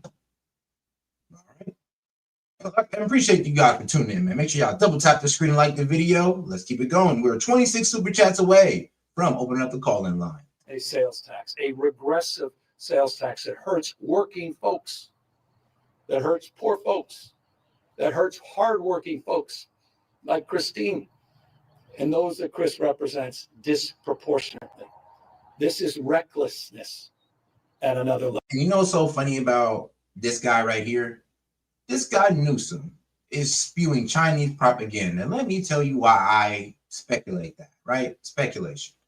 Because Who did this man clean up his city for? Who did this man drag up the homeless, scoop the poop off the concrete? Who did he do all that for? Oh, yeah, the Chinese president, the Chinese dictator himself. So it does make sense that he'd come out on here on the podium opposing Trump's tariffs. Who what? Hurt who? China. I mean, at this point, I checked this man's bank account and I wouldn't be surprised if I seen some Chinese connections in there. Like I said, it's a Chinese propaganda campaign that's going on that nobody's noticing. So where they're feeding you all this Chinese propaganda that makes you think that China has a strong position when they don't. And we're about to bust through that for y'all. Shout out, man. And make sure y'all like the video and stay tuned because we're going to get into it tonight. Level. The geopolitical impacts are outsized. The trade impacts are outsized, not just the economic. Hey, and shout out to my man BTK. Appreciate the support. This is well-informed and unbiased show. Teaching college. Man. Wait, me teaching college? Nah, I don't think my language would be too much. And that they're going to kick me off there because I'm trying to break the students out of their Marxist ways. They're going to kick me out the college, bro. But man, shout out to BTK. Appreciate the support, brother. And shout out to my man Zoloff. Appreciate the support. Just wanted to give the daily countdown until the end of Mr. Trump's presidency. Damn, 1,374 days to go. Oh, yes, man. I got for every day y'all mad. Remember, I'm like, man, we ain't even go past 1,000 days yet. Y'all still in it for the long. That's why we were up in Canada making a case anew to try to encourage Canadians. What the hell do we have on the Canadians? Mocking people in another country? They're the producer of our wood, so these tariffs hurt them. And if Trump's stomping around going like, F it, bro, I'll cut regulations and we'll start cutting our own wood, it's really going to leave them in a bad spot. One of our great partners, talking about being a 51st state. Ooh. I mean, why not? Why not? Why not? Shoot, we can have stars and flag. But anyway, though, shout out to my man BTK and Zoloff. Appreciate y'all because due to that, we are 24 super chats away from opening up the call-in line. Appreciate the support, guys. Let's keep it going. The fact that we had to invest in advertising up in Canada to encourage people to come to the great state of California, where 2 million Canadians visited last year, is a sign of the times, a testament to the moment we're living in. We're 2,000 miles away from Washington, D.C. We're a world away from the values that are emanating out of the White House. Again, that's why we're here. That's why we are asserting ourselves. I can't imagine anything more unifying for a state at this moment than stepping up as we're stepping up here today on this critical issue. So I just, again, want to thank the Attorney General, who has not been timid. He mentioned 14 lawsuits. We overall have 15. When you had the one he wasn't directly involved in. I want to thank him, and I want to thank the legislature. Don't forget, we did a special session, seems like a lifetime ago. 15 lawsuits? Bro, for what? Like, for tariffs? You about to sue this man for trying to protect American jobs, trying to protect the American market and bring jobs back here. That's what you're about to sue this man over. And then you don't even really know what tariffs are. That's the worst part about it. It was just a few months ago saying we have an open hand, not a closed fist. And it was a sincere sentiment. We didn't want to go down this path. We were hoping we didn't need to go down this path, but we prepared to go down this path. And so I'm grateful, not just to the Attorney General, but to all of those members of his staff that he called out. I want to thank them for their partnership, their stewardship, the legislature, the same, for recognizing. And shout out to my man Daniel Castro. He said inflation is the regressive sales tax, but they didn't say shit about it.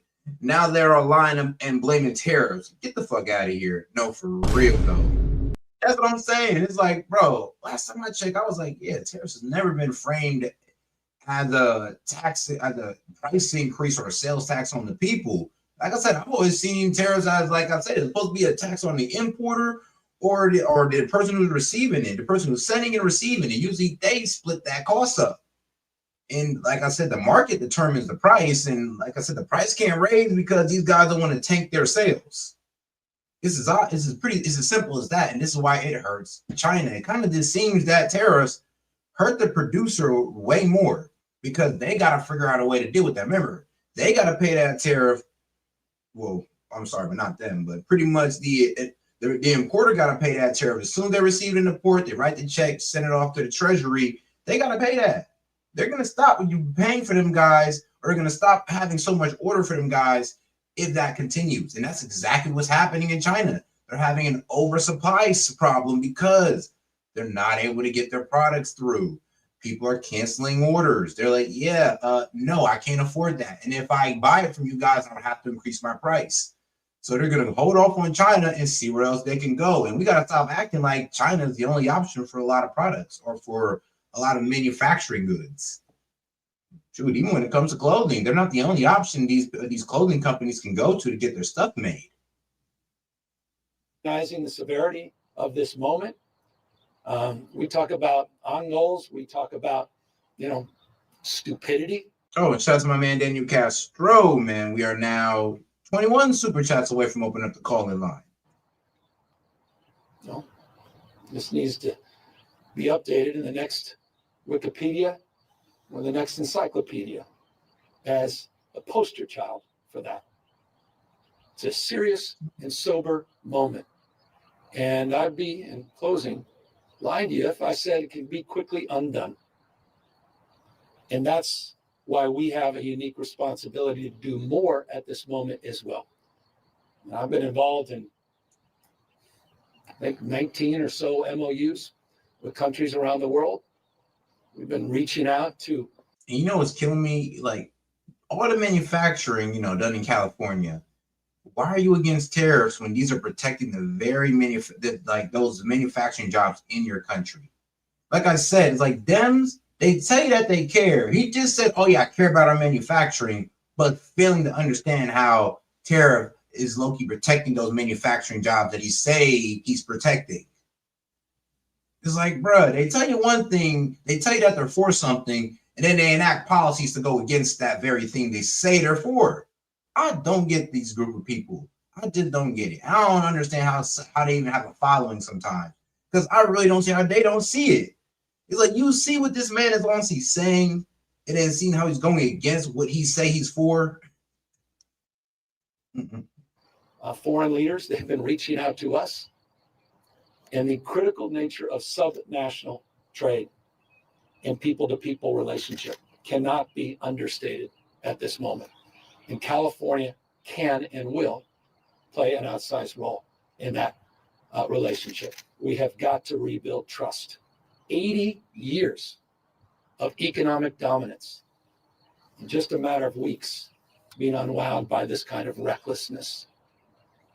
And so we are here very mindful of the anxiety that this has imposed on all of you.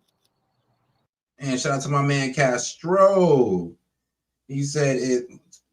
All right, yeah. He said it looks poker once you're out the game. The money comes and goes from the others to the others to at the table. Once you're out, it's hard to get back in. Oh man, it sounds like my man kind of giving us a kind of a poker analogy. Shout out to my man Castro. Hold on now. And very mindful. Appreciate the support, brother. Of our role and responsibility at this moment, not to be bystanders, and try to shape this debate and shape this conversation. Okay, my bad. He says, like poker, once you're out of the game, the money comes and goes from the others at the table. Once you're out of it, it's hard to get back in. I mean, yeah, unless you want to run to the ATM. Lawsuit is a meaningful and justifiable effort to do just that, to be accountable at this critical moment in not just California history, but American and world history. With that, we're here to answer any questions. Are you upset, Governor? Well, how can you not be? I've got 4 kids. 80% of their toys under their Christmas tree come from China. Yeah, you should change that. I've got family members living paycheck to paycheck. Many family members. My mom, who passed away years and years ago, was one of them. I mean, no rationale, no plan, no conscience to what it's doing to real people, no consideration of congressional responsibility. Where the hell is Congress? Where the hell is Speaker Johnson? Do your job. They're sitting there passively as this guy wrecks the economy of the United States of America, which has dominated the global economy. Don't take my word for it. The Wall Street Journal, we are the envy to the world. And overnight, a wrecking ball to America's reputation, our role. See, look, this is not about our consumer power, bro. We're trying to get middle class jobs back here. Even if they are going to be a little bit more advanced, I guess our middle class is going to have to advance up. But at least we're pushing more jobs into this economy. And guess what? When we have a lot of jobs and people are going, oh, there's not enough people to work all of them. Fantastic. Because that's what's going to drive wages up. I mean, if there's something that's high demand and there's a low supply of it, if you went to economics, what does that mean? The price is going to be higher. I mean, it's one of the reasons why wages were kind of high back in the day before women stepped into the workforce, because the only people that could work were men. I mean, once you add women into the equation, the supply of workers go up. And if the demand is at the same or lower, then the wages are going to go down. And our relationship. And so I'm angry as a parent, as a taxpayer, as someone who has a retirement account that didn't come from wealth, no trust funds in my family, worked hard all my life. A guy who has businesses, I know I have blind trust, and I trust you can appreciate that I won't try to cross the line on that. But if someone has built a business that also is export dependent, some of them, industries like ag that I'm involved in, I have a unique understanding. It's not an academic understanding of the stress that folks are going through. And so it connects on every level. And so I'm angry about this. Governor, you've been very reticent to embrace, we talked about Trump proofing, you famously hated that phrase. Well, you used it, I didn't. That's why. Can you talk about, kind of. That's crazy. I mean, really, the company grew to manage 23 businesses. Oh, ain't that crazy? All right, Norman Getty as an investor. So that's what he used to be, an investor. Okay. I had to look up a little bit of something when he said, I ran businesses before and all that good stuff. And I'm like, okay, interesting. All right, shout out to my man Fox Shakes. And man, he got great hair. I mean, not low keto, bro. Shout out to Gavin Newsom. I mean, absolutely terrible leader, terrible governor, but that hair is fantastic. Man, that's some presidential hair right there. Like, if he got elected, it'd be really just off the hair. Why you're embracing this moment to be more aggressive against the Trump administration? I mean, it's been 2 weeks since the tariffs took effect. Why now? Because for the last few weeks, we've been absorbing the impacts. We've been looking at the law. We've been coordinating and collaborating with our attorney general. We've been talking to other states, and we're the first mover. And that's what California does. Every one of the lawsuits that have been mentioned, we have been part of. We're funding. We're working in collaboration and partnership. So why now? Well, that's pretty consistent with past practice. And you may recall, we were involved in 122 lawsuits against the Trump administration and Trump 1.0. And this is the 15, it's 137. There's no more, I think, assertive state in our union that's standing up for the state of this union than the state of California.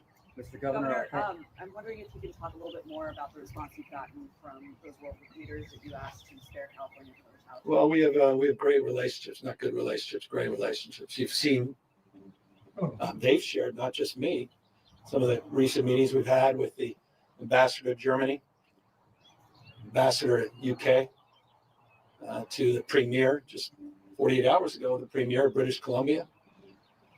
Those are just 3 recent examples.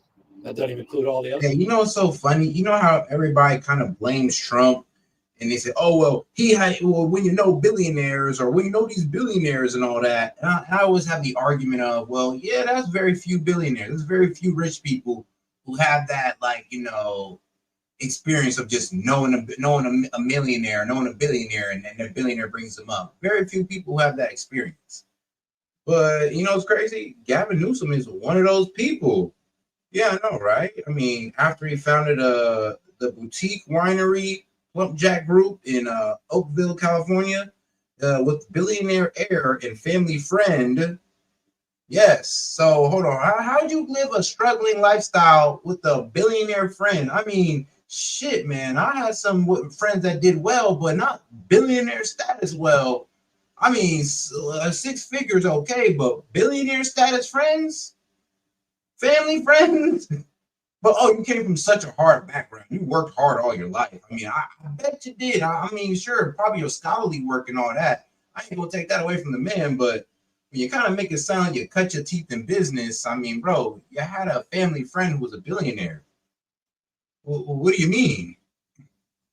Other private conversations I've had that. I mean, bro, this is the kind of stuff that like Dems get mad at billionaires for. Dems get mad at the rich for, but they ain't got no smoke for this man.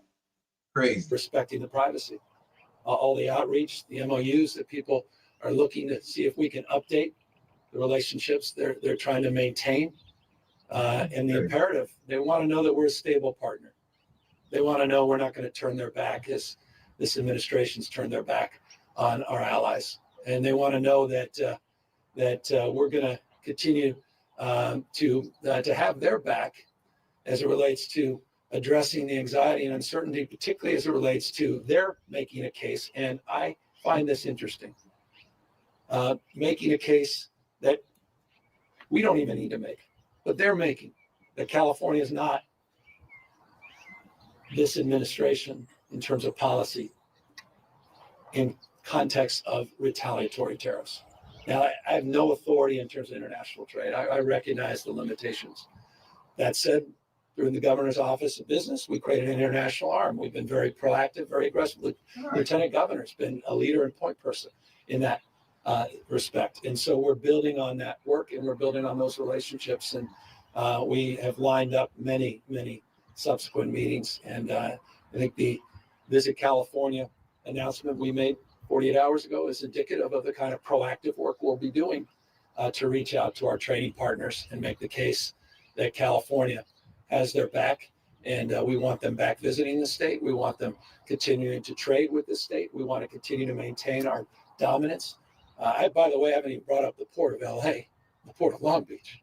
The fact that 40% of the goods movement in this country comes through those 2 ports. I haven't even brought up the pizza shops and the coffee shops that are disproportionately dependent on that trade every single day.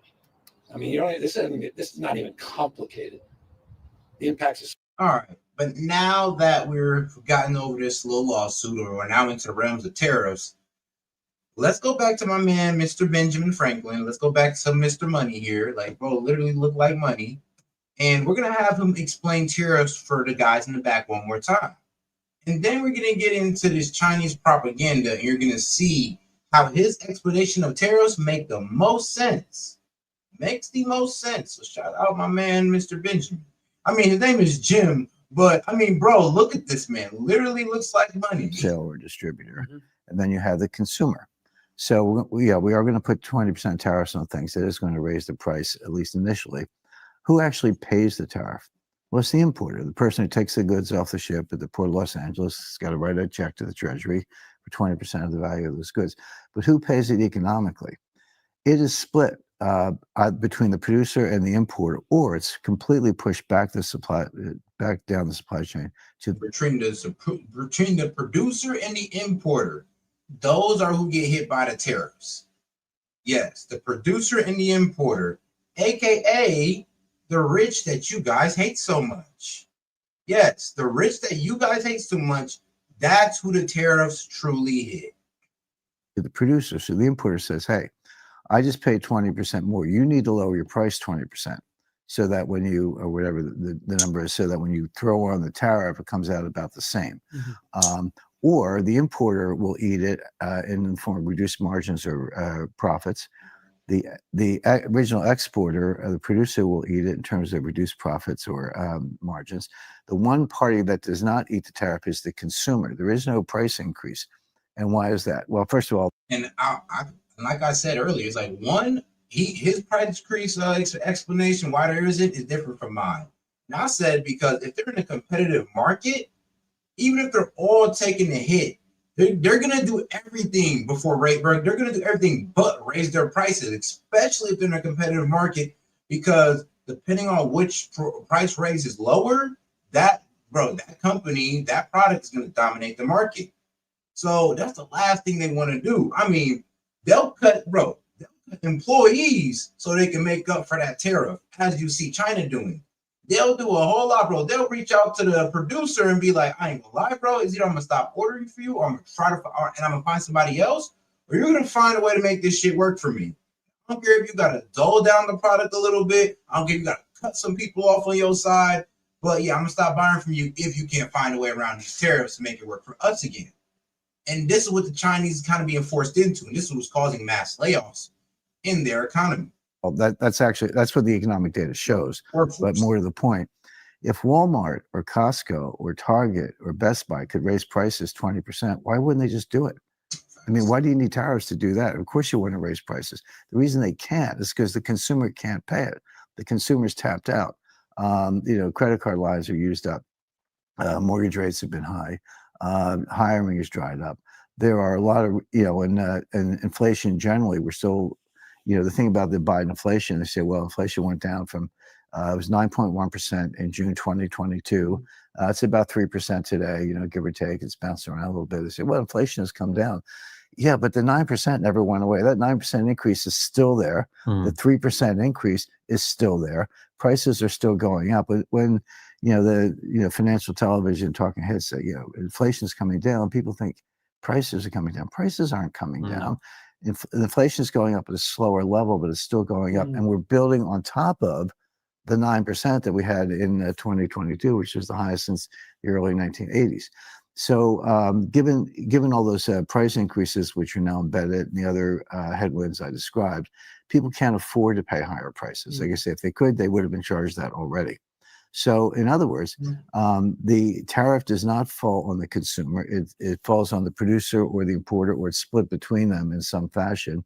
So the idea that it's inflationary is not true. And the idea that it is a sales tax on consumers is not true. It could affect margins further up the supply chain, but not at the consumer level. But what else do tariffs do? You basically create a wall. You create high-paying jobs in the United States. Now, we're not going to let bro go too far into his point. Now, we can circle back to the video if you want to go ahead and hear my man's full layout, because he is in support of Trump's plan. But let's go to, the Chinese propaganda that we're about to get hit with, guys. So if you're looking into this whole tariff situation like I have, you've been getting hit with two types of content.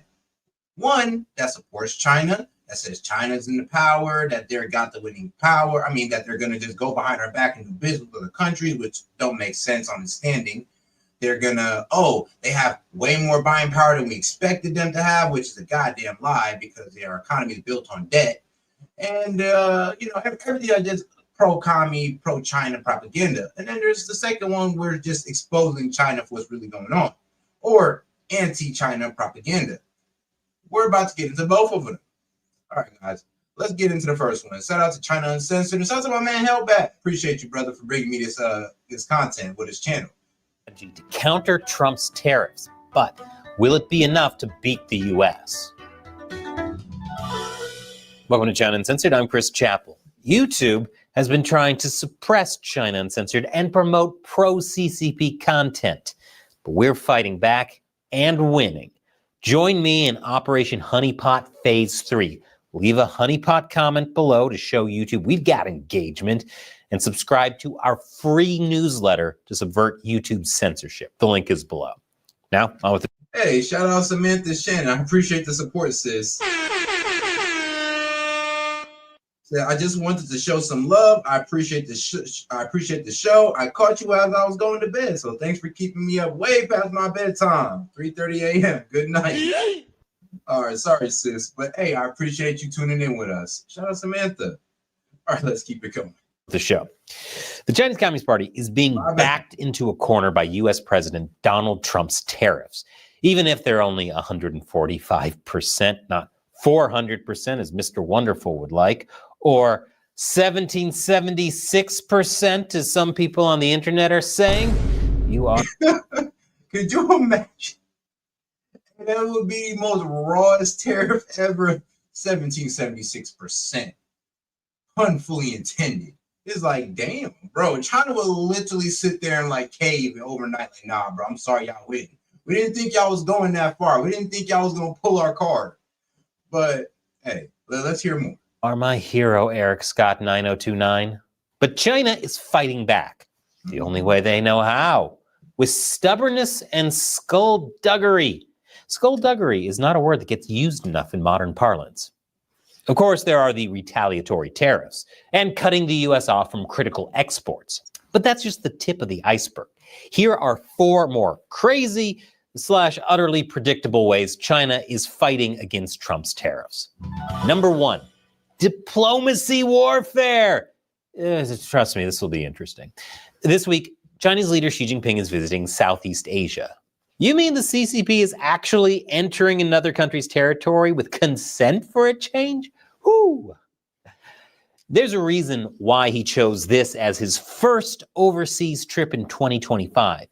Tons of Chinese investors and manufacturers have moved there, and China has relied on them as shipping stopover points to get goods around U.S. tariffs and sanctions. What? This ship totally came from Vietnam, not China.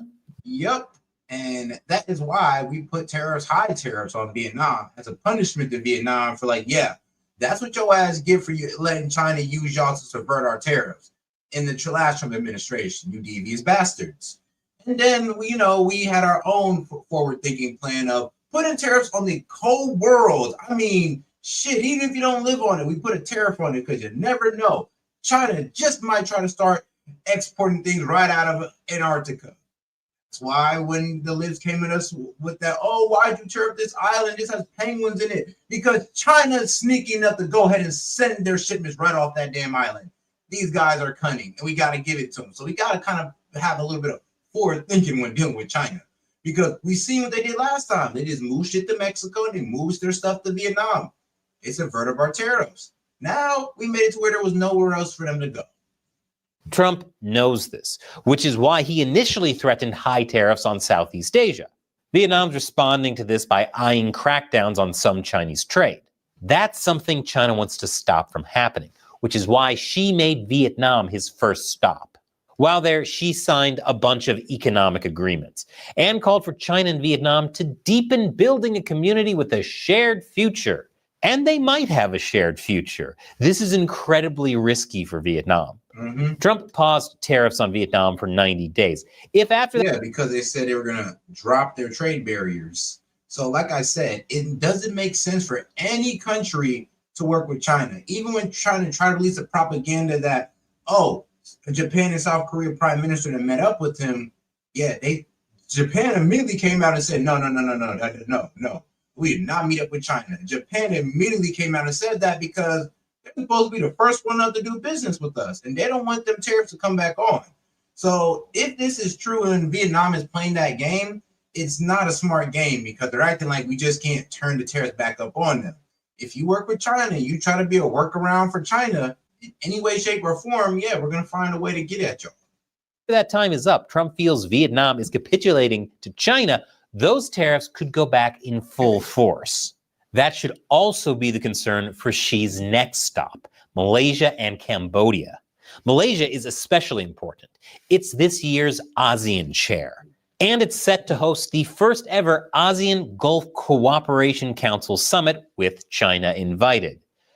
Oh, never invite the CCP. They're like vampires. Once you let them in, they'll suck you dry. And it's likely they'll claim your home was always a part of China.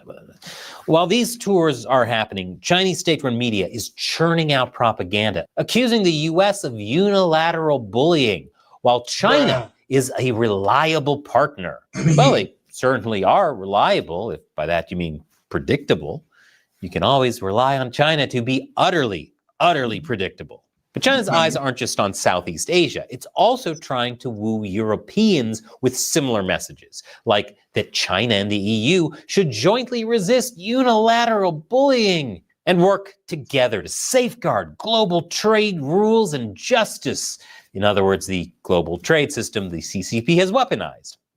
Unfortunately, some in Europe are biting, which once again proves that just because someone has a European accent doesn't mean they're smart.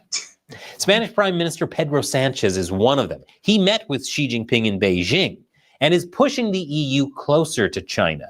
It's not just Spain. The French foreign minister is also battling for a Franco-Chinese partnership, and China and Ireland are seeking stronger ties. And you know what's also crazy? Now, I want y'all to look at this. Now, this is how you know Chinese propaganda is starting to take over.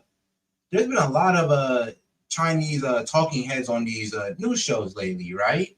All of a sudden, they came out of nowhere. Like Bloomberg released a show called, I believe, the Asian Trade. Now, and I've never seen this show on Bloomberg until this trade war popped off. Jon Stewart all of a sudden had this Asian co-host that came out of like nowhere. Now, I'm about to show the video of him, but bro came out of nowhere as soon as this whole Chinese trade war popped off.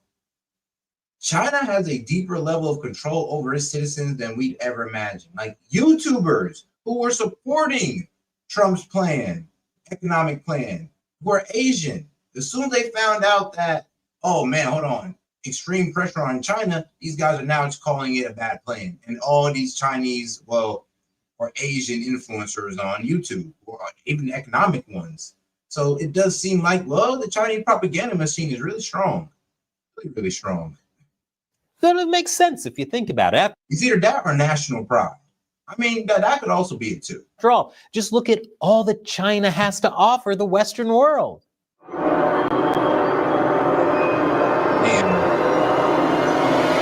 Yeah, that's kind of a problem, which is why the CCP has unleashed an army of China simp influencers upon the internet.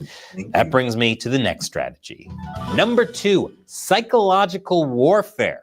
To bolster Xi's chance of success in Southeast Asia, pro-CCP influencers have been promoting how much Southeast Asians love China, touting how Chinese brands are everywhere in Malaysia, and how people from Malaysia, Vietnam, and Laos just love Chinese movies and TV shows.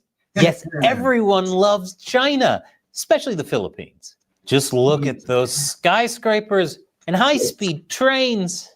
But I'm going to offend the world, what I'm about to say here, okay? But try not to be offended, world. America makes the best movies ever. Nobody can top our television. Nobody can top our movie. Nobody can top American entertainment, period. Period, point blank. Nobody can top American entertainment. And that will just be the fact of the matter until somebody takes it from us. And I know damn well it ain't going to be the UK, because y'all accent is no, never mind, I'm going too far. The message that's also being pushed is that China is more powerful than the US. The tariffs against it are pointless and only hurt the US. The conclusion, China is unstoppable. It's already won. China remains robust despite trade restrictions. Meanwhile, Americans are needlessly suffering a war they already lost. In this tariff war, the only people losing is the American people. When it comes to the USA, we have never had the upper hand over China. And just when Trump thought he was going to flex up on China with his tariffs and trade war, they bitch slapped us right back with transparency. The actual machinery to manufacture at the quality that we need primarily exists in China. You can probably see why a 50% or even a 200 or 300% tariff would still not make me or almost any other business move to American manufacturing for these sort of products, because it still doesn't make sense financially. So what are you waiting for? Come to China, where you can get cheap Chinese crap and hopefully not find yourself being kidnapped for hostage diplomacy. It's slightly cheaper, so it's worth it. I mean, but when warping the minds of your... Hey, you want to live in a communist country? Oh, go ahead. Just, good luck out there. Like I said, it's so funny. I'm like, all right, cool. You guys are so for China, go move there. Go live in China then if you think America's going to fail. Enemy isn't enough. the CCP resorts to number 3, outright deceit. Chinese companies are using outright lies and deception to get around tariffs. Like I mentioned earlier, Trump is cracking down on the way China uses third-party countries to escape tariffs and sanctions. He's also cracking down on other loopholes like the de minimis exception for China, which allowed shipments of cheap Chinese crap to come into the U.S. duty-free. But Nikkei Asia reports that China's logistics sector is challenging Trump's tariff. Yep, the rise of Shimu and Shein. This is the reason why you're able to get these nice prices on Shimu, because they found a way to get around tariffs altogether. Yeah. And then they found a way to also, lower their price to, I don't even know how they're doing Temu pricing, but I don't trust it. I would not trust any Temu products. Allowed shipments of cheap Chinese crap to come into the U.S. duty-free. But Nikkei Asia reports that China's logistics sector is challenging Trump's tariff enforcers by helping merchants sidestep duties. They're offering what's known as double clearance and tax-inclusive services. Here's how it works. Say you're selling some Chinese honey. A Chinese logistical provider will offer to handle both export clearance in China and import clearance in the US. This includes goods declarations and paying import duties as well as other fees. That Chinese logistical provider will do what's called double invoicing.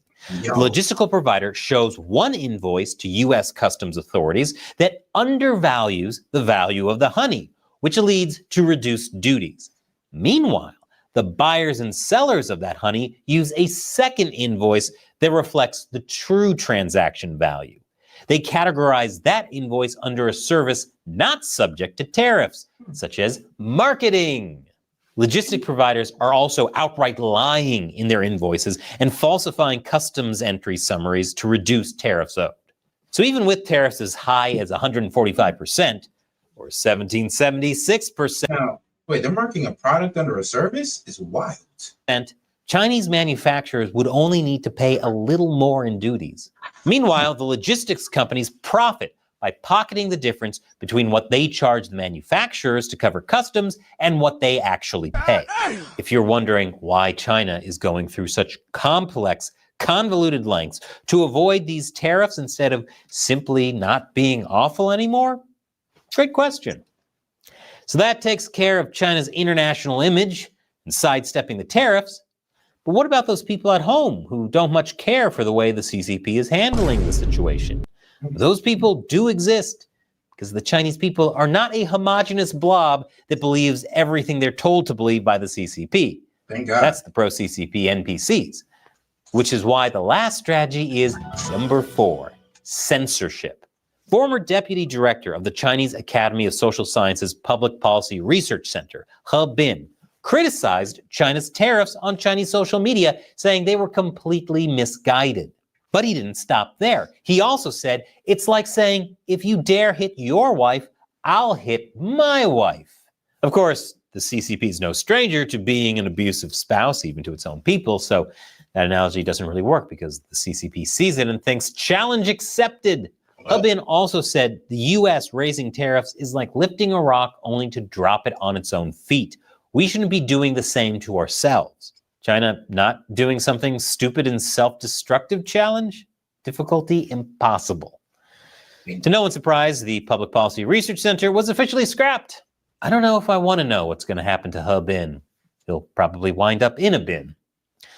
Meanwhile, China's censoring tariff-related posts on social media. We wouldn't be the only person to speak out against China and just disappear. There's been billionaires who spoke out against China and we ain't heard from since. Man. They've been censoring hashtags and searches for words like tariff and 104 back when tariffs on Chinese goods were 104%. Meanwhile, Chinese state-run media is pushing out local propaganda about how much tariffs are hurting the U.S., with state media initiated hashtags like America is fighting a trade war while begging for eggs, and China does not provoke trouble but is never afraid of it. China doesn't provoke trouble. Really? You know what clip I'm about to show you again, don't you? This has to be a record. Chinese media keeps insisting, both in print and on social media, that China is strong, strong, strong. Meanwhile, anything showing the negative impacts of Trump's tariffs on China is absolutely taboo on Chinese social media, because then that would show that the CCP has weaknesses. And weakness is not something the CCP wants to ever show. I mean, shoot, Asian people in general don't ever try to show weakness. But don't worry, though. We're about to hop on the other side of the propaganda. And trust me, man, we're going to go through all this Chinese propaganda because they decided to come at me. So I'm going to come at them. Hi, China. Jack Ma. Yeah, I was wondering. I'm like, bro, whatever happened to bro? He spoke out against the government. Gone. Wages that they deserve, that they can live off of. Like, why not give them that? I don't know. Why not give them freedom of speech since you're such a proud people and all that good stuff? Like, huh? Like, that's what I'd ask him. Like, yeah, you can build it. The problem is y'all can't afford it. Like, yeah, I know you can't afford the stuff that you build. It's quite a wild thing. I mean, like, god damn. I mean, we may not be the ones building it, but we can afford it. I was like, I mean, have you went into a call center lately? Yes. But look, Americans have to stay strong, okay? Had you called your cell phone company lately, guys? Isn't things kind of a little Sanjay looking? Sound a Sanjay sounding? Kind of sounds like you can damn near smell the curry over the phone. Like, isn't that a little strange when you call into your bank, you know, or whatever it is? I remember I was seeing something like that on TikTok. Yeah, hey, shout out S.E.T Media. Yes, we do have a S.E.T Media. We do have a TikTok, so make sure to follow us on TikTok. But yeah, like I remember I was scrolling through there, and when I was trying to figure out this whole live feature thing. But yeah, there was like this Asian lady that was holding up like watches, and these were like knockoff Richard Miller watches that looked very real. But she said, "Yeah, this right here is $3. You could resell it for $3,000. Yeah, oh yeah, this watch right here, special going on, $1 only, whole box, $30." Oh yeah, $2. Are they sending cribs?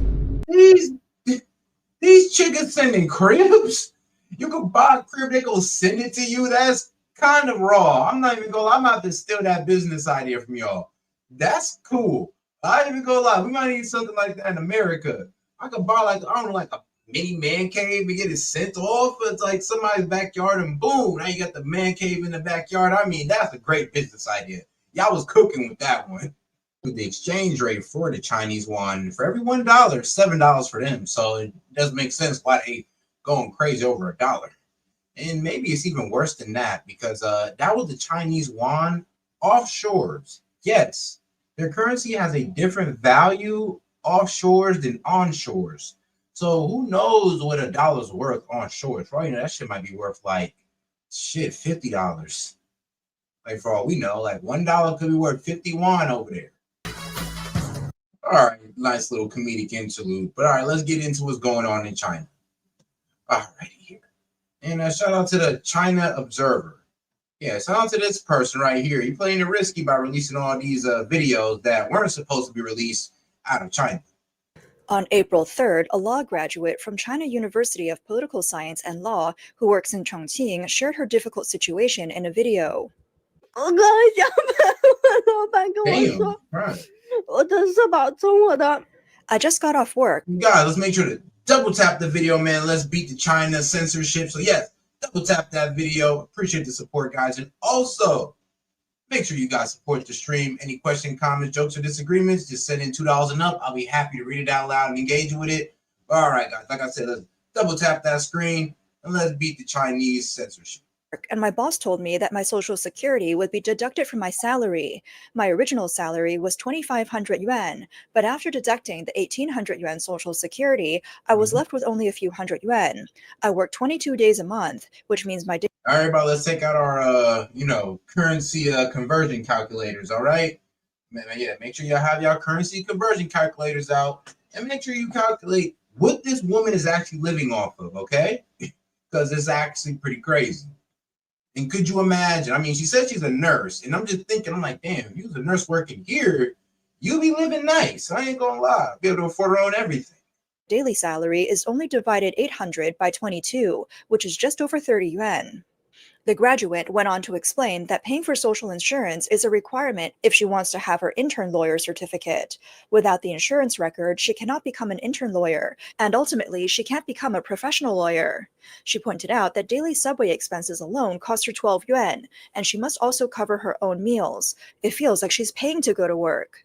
She also shared the tough reality of China's legal industry. Lawyers need work experience, and competition for government jobs is to become a judge or prosecutor, one needs to have a graduate degree. Even when trying to enter law firms, many face low salaries or cannot even afford basic social insurance, making it impossible to earn a lawyer's certificate. This graduate said that Man, y'all be crying about some shit. Like, bro, these people work their ass off and don't even get health care, don't even get insurance.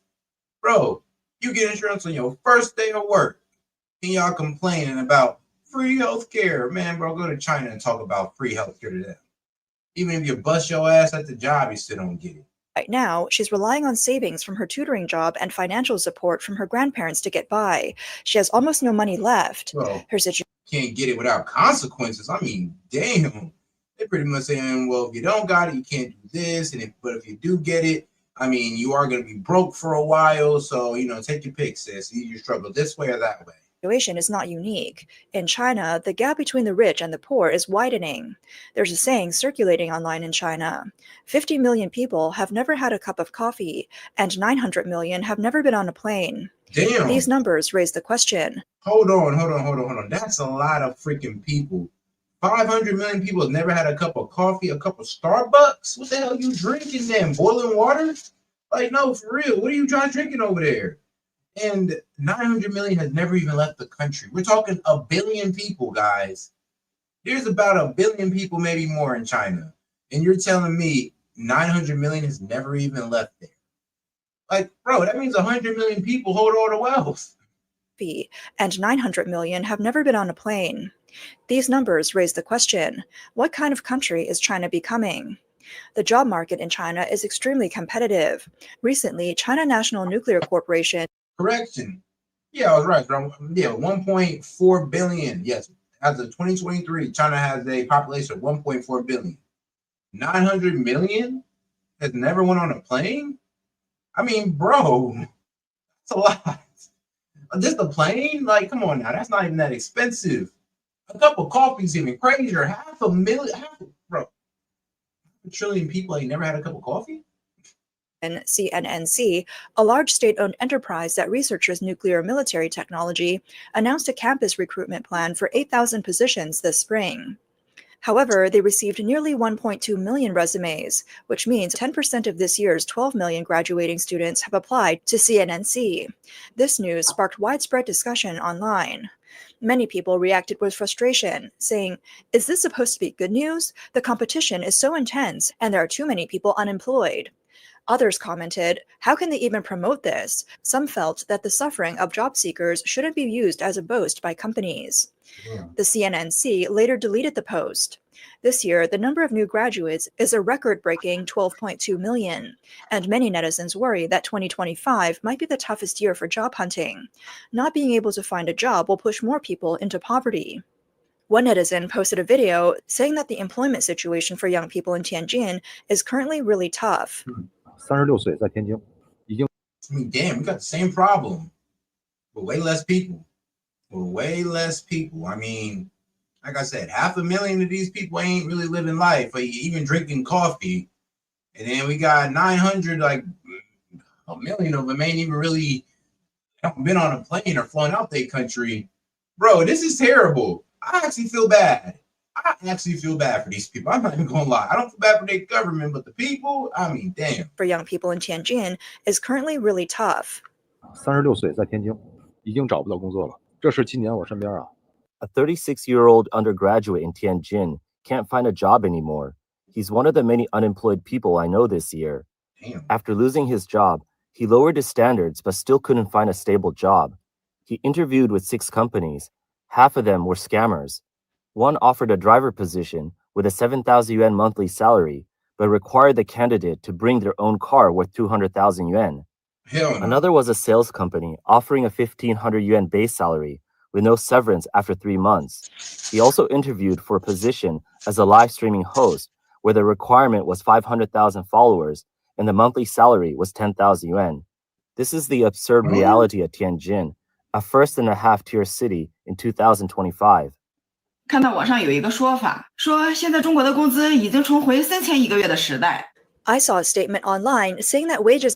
Hold on. So a guy with 500,000 followers is making what, 1,300 a month? Yes, literally 1,300. 10,000 Chinese yuan is about 1,300 a month, $1,360 and 86 cents to be precise. With 500,000? Oh hell no, bro! In America, you got 500,000 like followers, bro. I ain't gonna lie, you making some good money, most likely. In China have returned to the 3,000 yuan a month era. At first, I was skeptical, thinking it was impossible, especially since it's already 2025. She then shared the experience of her neighbor's daughter, a 26-year-old teaching training graduate. She worked. And shout out to my man Vladstein. He says, "Please, Mr. Trump, please. We don't want no more tariffs. They hurt so bad. Please, no, Mr. Trump." Shout out to my man Vladstein. Appreciate the support, brother. Worked as a janitor in a public hospital, doing 24-hour shifts for just 2,500 yuan a month. Due to the intense work pressure and low pay, she quit. Now she's preparing for the civil service exams, but found that even if she passes, her starting salary will only be around 3,500 yuan. The blogger sighed, admitting that in some regions of China, wages have indeed fallen back to the 3,000 yuan a month era. This harsh reality is a blow to many young people, leaving them confused and helpless. According to statistics, nearly 600 million people in China earn less than 1,000 yuan a month. Damn, like 480 a month. I mean, that's if she went to school, graduated, to find out that you're only going to be making $400 a month. Yeah, that's tough, and that's with a college degree. But the college degree people, I mean, like, bro, the last lady was crying because she's only getting like 1,900, living off 1,900 a month, and she's a nurse. Like, this is crazy, but they want to play with us. Okay. This figure was first mentioned by former Chinese Premier Li Keqiang in 2020 and has yet to improve. Another set of online data shows that 85% of households in China have an annual income of less than 50,000 yuan, $6,850, with 936 million people earning less than 2,000 yuan a year. While these numbers may be exaggerated, they reflect an undeniable fact. The income level of China's lower class is far from enough to support a decent life. Life at the bottom of society in China is even harder than we can imagine. A blogger who was once a core executive at a listed company said, So many people are struggling just to survive, and they can't even talk about living. Many people, for the sake of their pride, don't dare to admit their low income. Now let's watch a video filmed by the blogger. This is a very poor family, and they have 5 children. And this is a house they rent. This is a kitchen. This is the wardrobe. And this is the bed they sleep on. This is the rice they eat. And the cooking pot. It really breaks my heart to see this. Another blogger in a remote mountain area of China. I be telling people in the hood, like, I'll be like, bro, y'all gotta understand. In the hood, I mean, there's, bro, you know, like, our hood is very generous. I remember growing up, like, in the hood, and I remember seeing a video about, like, China, what goes on in hoods around the world. And I had to look around, and I'm like, you know what? This is pretty bad, but God damn it, I ain't out there. I'm wealthy compared to that. And this is where I learned gratitude. I mean, honestly, when you see a way worse situation, knowing that your situation can never get that bad, you do learn to have a bit of gratitude for where you're at.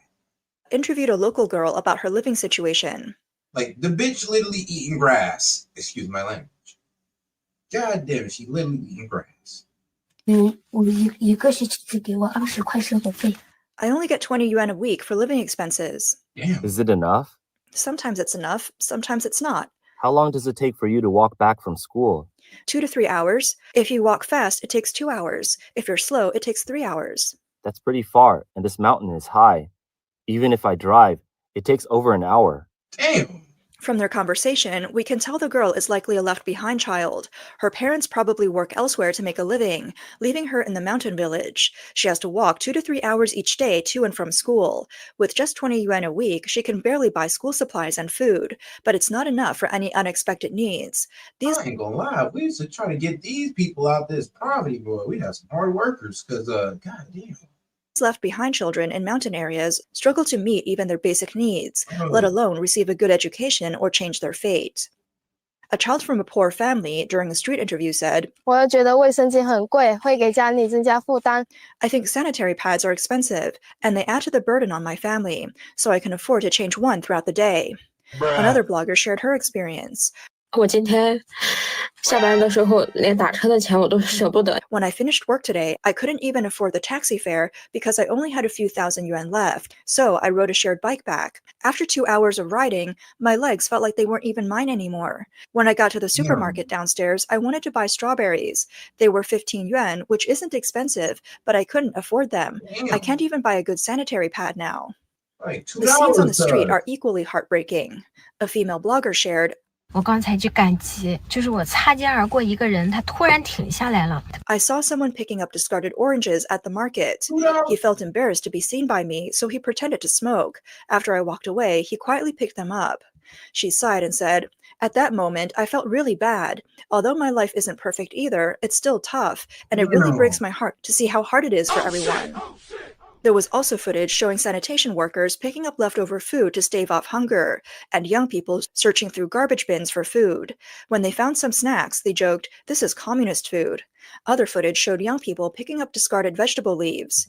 This scene raises the question, how can such a survived reality be so far from the image promoted by the Chinese Communist Party? Yeah. In March 2025, now, and this is what I'm saying. This is what we're pushing these people to. More of this poverty lifestyle. This is what we're pushing them to, guys. Like, little do y'all know, this is what they mean by we're putting the squeeze on them. A post about a box of rice with one green vegetable went viral. It contained just one green vegetable on top of white rice, priced at 3 yuan or 2.1 yuan after an evening discount. Some joked that it was the most miserable meal ever, but the comment section was flooded with real stories. One netizen said, when I was unemployed, I relied on this box lunch to get through a month. A little pickled vegetable made it a full meal. Another said, I buy this kind of meal every day, and the money I save goes towards my child's tuition. The single green vegetable meal has become more than a symbol of poverty. It's a reflection of the survival struggles faced by countless people at the bottom of society. In some cities, the pressure to survive is even more evident. A blogger complained about Yantai City. This is my least favorite city, a place with high costs and low income. The signs of consumption downgrade are very obvious. People say Yantai has become very poor in recent years. How poor is Yantai? Let me put it this way. How many people go after discounted vegetables at the supermarket after work? And I'm gonna be honest with you, I do not like looking at the suffering of these people. But I gotta make a point. I gotta drive a point home here. By why you're seeing all this Chinese propaganda, because this is the reality that they're trying to hide. We're all gonna go through it together now, because y'all gonna learn. And appreciate the support, by the way. Make sure y'all double tap that screen and like the video.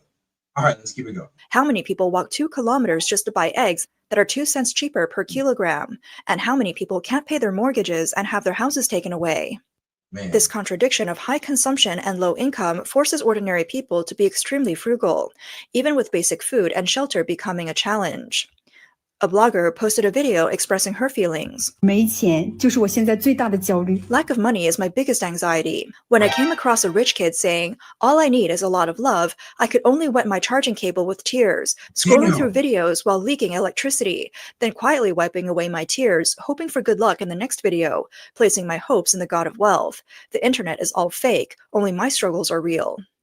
In today's rapidly developing world of internet technology, what people see online about China. I mean, like, bro, she said some rich kid bragging about some rich kid going like, I want to be loved. This girl's over here like, bro, I'm broke and I want to be loved. Like, what? Like, God. Man, like I said, make sure you're grateful for the life that you live, because, man, some of y'all got money, you're worried about not being loved. Some of y'all got love and not worried about not having money. And then there's some people out there who don't got both. We don't even got both. Like, God damn. Whew.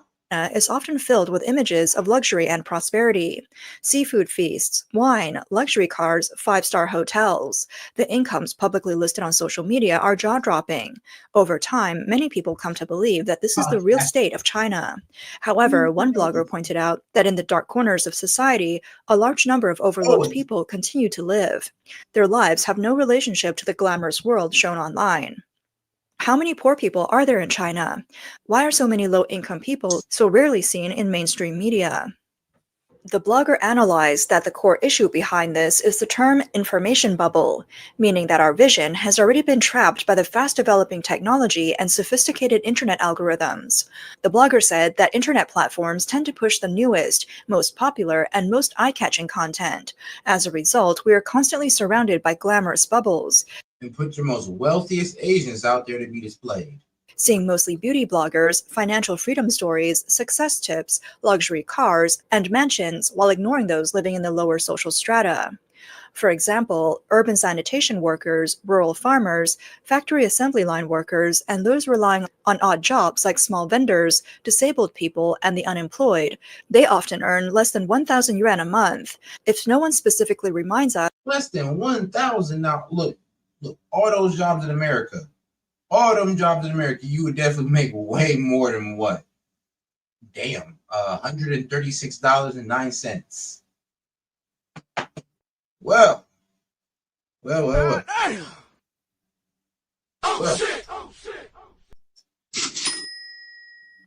may never even think or notice their existence. We can only see the surface glamour, while real lives are forgotten by the algorithms. Who would believe that in China, 500 million people have never had a cup of coffee, and 900 million have never flown on a plane? Yet this is the real situation. The blogger also lamented that every Chinese person is like a frog in a well, thinking they can see the whole sky, but unaware that outside the well, so many people live on the margins, out of our sight. In fact, this blogger did not dare to mention the real reason. It's not just the issue of internet algorithms. As everyone knows, the Chinese internet is under strict government control, and the government actively prevents people from seeing the poor. On March 14, 2023, the Chinese Internet Information Office announced the regulation of self-media, banning the publication of tragic videos featuring elderly people, disabled individuals, and children. Occasionally, videos exposing the reality of poverty are quickly censored. For example, a video creator on Bilibili and TikTok, Hu Chenfeng, once shot a video to showcase the purchasing power of a normal citizen's pension in Chengdu. He met a 78-year-old woman from Nanchong with a monthly pension of just 107 yuan. The video shows that the grandmother, who is from Nanchang, lost her spouse and moved to Chengdu with her son. Her son, an engineer, recently lost his job. Nah, that's disrespectful as hell. 107 pension payment, that's $14. This 14? The pension you done paid in on? Oh wow. Yep. I mean, bro, let's be honest. If we keep squeezing these people, and this is gonna sound effed up, but pretty much increase suffering, then I ain't gonna lie, this man Ching's, they're like, bro, he's gonna lose his power.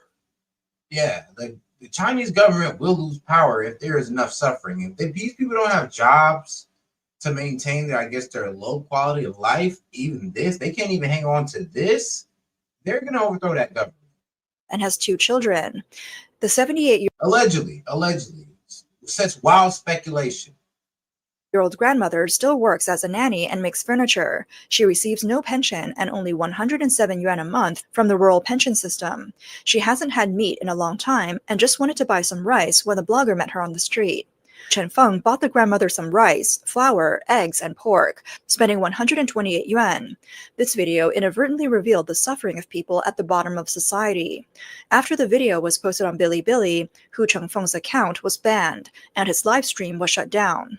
Damn. The stark wealth gap is also reflected in official consumption data. According to the National Bureau of Statistics 2024 data, the highest retail sales of consumer goods in 172 available cities was in Shanghai, reaching 1.8 trillion yuan, while the lowest was in Gannan, Tibetan Autonomous Prefecture in Gansu Province, with just 52 billion yuan, a 345-fold difference. This extreme consumption divide reflects China's unbalanced economic development. On one side, the prosperity of large cities, on the other, the underdevelopment of remote areas. Of course, these official figures do not fully reflect the reality. Many experts believe that China. I mean, that happens in the U.S. It's just not to this degree. It's like, man, I mean, the lifestyle of the city guy and then the rural guy is definitely different, but it's not that different. China's wealth gap and the struggles of the I mean, and both of them could still make hella money. I mean, you could be a millionaire in the country, you could be a millionaire in the city. lower class are much more severe than what official data shows. It's widely believed that China's official GDP and other economic data are often beautified when released. On December 12, 2024, Gao Shanwen, the chief economist at Guotou Securities, said during a forum, "We can't know the real GDP growth numbers of China. Personally, I estimate that the actual GDP growth rate over the past 2 or 3 years has been around 2%, even though the official number is close to 5%. Gao Shanwen was later silenced. The CCP strictly controls information. Mainstream media focuses on GDP growth and high-tech achievements in AI and space exploration, but there's little reporting on the real lives of people at the bottom.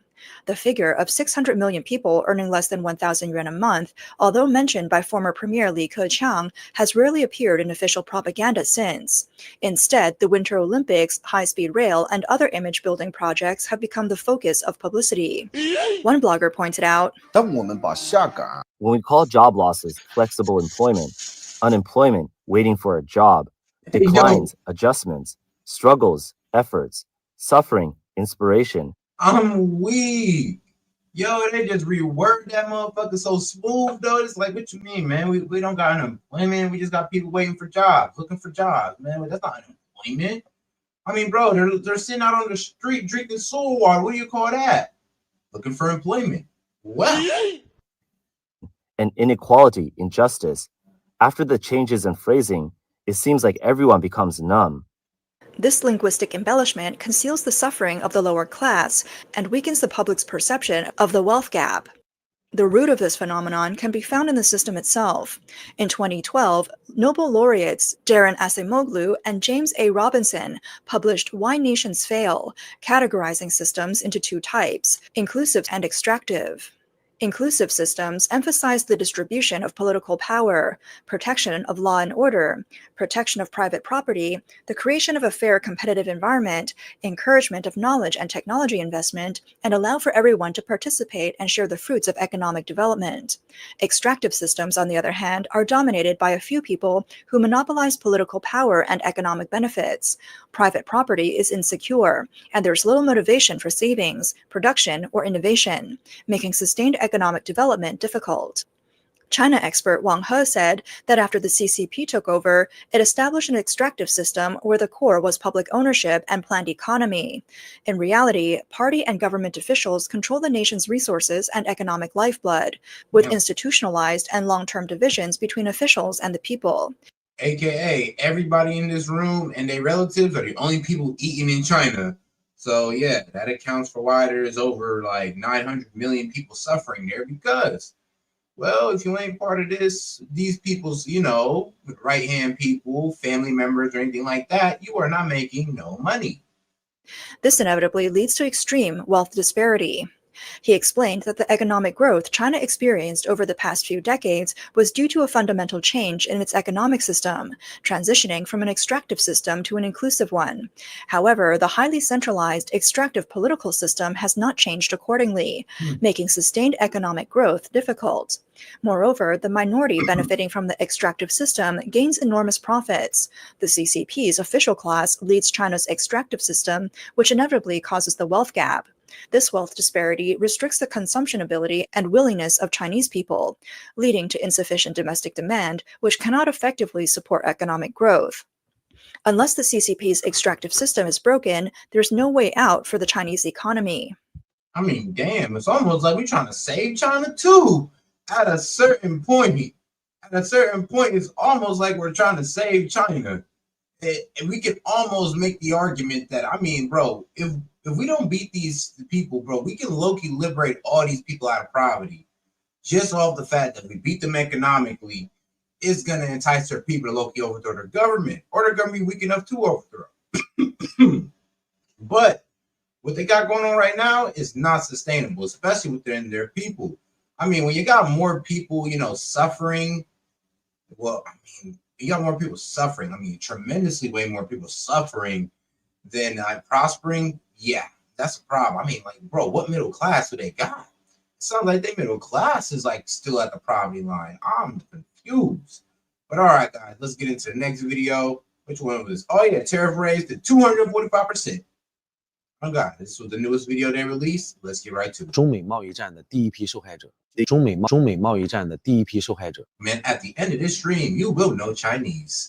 The US-China trade war has already claimed its first victims.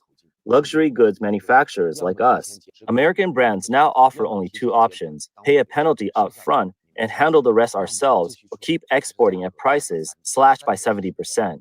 A 70% cut means we can't cover costs, let alone pay wages. Damn. So let's get that back. Remember what my friend Benjamin Franklin said? You know, the guy, the old white man that looked like money? Yes. What did he say? It's a pass down to the producer.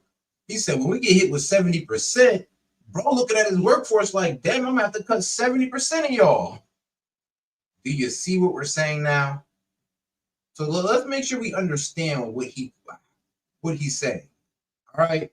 The US-China trade war has already claimed its first victims.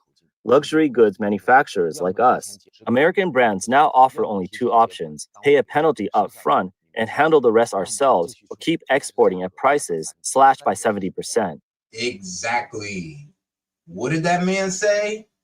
Wait, there's no price increase on the people.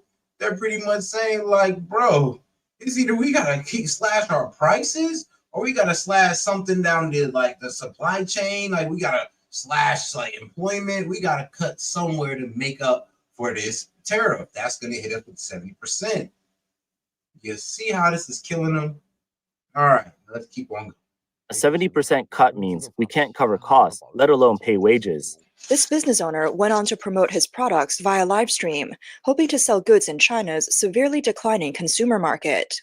这边随便一件衣服能卖到100块钱。 Clothing here once sold for 100 yuan per piece, and now it's sold by the ton, with each item worth just a few cents, and still no buyers. This 20,000 square meter warehouse in Jiaxing holds export goods turned into surplus due to tariffs. Zhang Xiaoquan scissors, once valuable, now sells for cents in piles. Crocs, socks, blankets, and pajamas sit unsorted, unwanted. Toys that fetch dozens of dollars in the US are now mere cents. Shifting these exports to domestic sales is incredibly difficult. The tariff war has had serious effects across China, but the Chinese Communist Party is still determined to hold firm.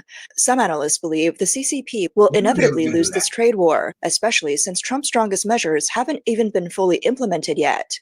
Political scientist Ming-Chu Cheng recently shared on FTV News that Trump's aggressive tariff strategy against China demonstrates his team's assessment of the CCP's threat, which surpasses general expectations. He suggested that Taiwan should pay close attention to this development. Ming stated that the current situation is merely the opening act, and the real blow from the US might come within the next 90 days.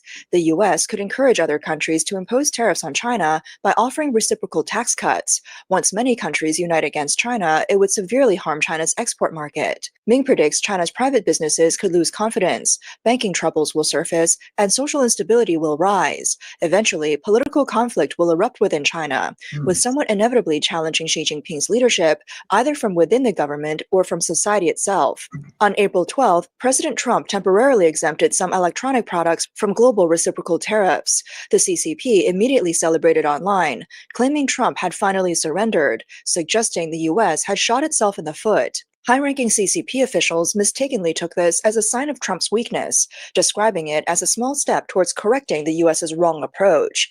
However, just hours later, the CCP's optimism was shattered. President Trump made a strong statement on Truth Social on Sunday, denying that iPhones or other Chinese-made electronics had received tariff exemptions. This clarified any speculation of policy relaxation. Trump explained that his April 11th announcement didn't remove tariffs. Instead, these products were shifted from the 150 125% reciprocal tariff category to a different tariff bucket. They still face a 20% tariff related to China's fentanyl issues. Following Trump's latest announcement, pro-CCP commentators online expressed frustration, saying plans can't keep up with sudden changes, and joking that only the Trump of the next moment can defeat Trump now. Another user humorously remarked, "If something I said yesterday was wrong, please take it up with yesterday's me, not today's me, because today's me wasn't there yesterday." U.S.-China affairs expert Lan Shu explained Trump's tariff adjustments as relating to national security concerns. Commerce Secretary Howard Lutnick explained this issue. Products like chips, computers, and other high-tech items are critical for national security. In the long term, their supply chains need to return to the U.S. This is similar to steel and aluminum, which are also crucial for national security. So a 25% tariff on steel and aluminum applies no matter where they come from. The same goes for chips and computer-related products. In the future, there will be special tariffs just for them.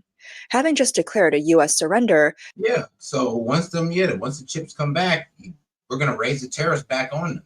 Once we start producing our own chips, it's gonna be tough to sell chips into the U.S. I'll tell you that.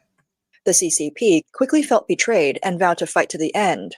Reuters cited 4 sources who said Beijing ordered officials into a wartime posture. Foreign Ministry and Commerce Ministry officials were told to cancel vacations and keep their phones on at all times. Observers suggest China may retaliate by halting exports of critical minerals like rare earths and possibly stop buying U.S. soybeans. Senior political and economic commentator Wu Jialong noted, "But if we keep raising the tariff up and up, it's going to become more and more unlikely because that's going to be the only thing they can make their sales through." If China stops importing soybeans from the U.S. and turns to Brazil instead, once Brazil Y'all can keep y'all damn soybeans. I'll say that right now. We do not need them soybeans. supply is taken by China, Brazil will have to buy from the U.S. to restock. So in the end, U.S. soybeans will still make their way to China, just through Brazil. China will essentially pay a Brazil middleman fee, which actually raises costs. So the impact on U.S. soybean sales isn't that big. Regarding rare earth minerals, Wu added, China once halted rare earth exports to Japan, leading Japan to innovate and reduce dependency by developing new technologies and alternative sources. The US is already working with an Australian company to mine rare earth minerals domestically, though transitioning will take some time.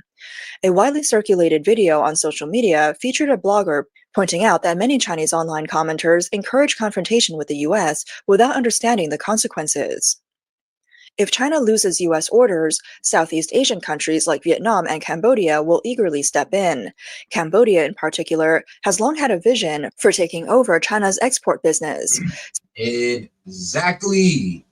This is what I was also telling people. It's like, y'all don't understand that China got competition. There's people who are willing to raise their hands up and be like, oh, you don't want to work with China? Oh, pick me, America. Pick me. Pick me. Yeah. That's what's going on. That's why we're having all these countries coming to the White House ready to negotiate, because they're right now being pick-me's. They're seeing that, yo, hold on, you're going to take all that money, all that business away from China? Shit, I'll take some of it. That's exactly how they're looking at us right now. They're looking at us with money bags in their eyes right now, like they're Mr. Krabs or something. Since Europe's purchasing power isn't even half of America's, it's unclear where else China could sell its products. On Chinese social media, a trending topic about how to eat tree bark has appeared. Users shared detailed steps like drying, grounding into powder, sifting, and steaming it to sarcastically highlight their economic difficulties. On April 11th, Mr. Qian, an exporter, noted that the ports in Yantai and Shanghai and Guangdong were stacked with containers. Very few container ships were leaving for overseas destinations. On the very day the CCP showcased its determination by imposing retaliatory tariffs of 125% on American products, it quietly made another move. China's Semiconductor Industry Association issued an urgent notice, and the General Administration of Customs simultaneously modified regulations regarding semiconductor products, drawing considerable attention. The notice stated the rules for determining the origin of semiconductors have changed, recognizing the location where wafers are manufactured as their official country of origin.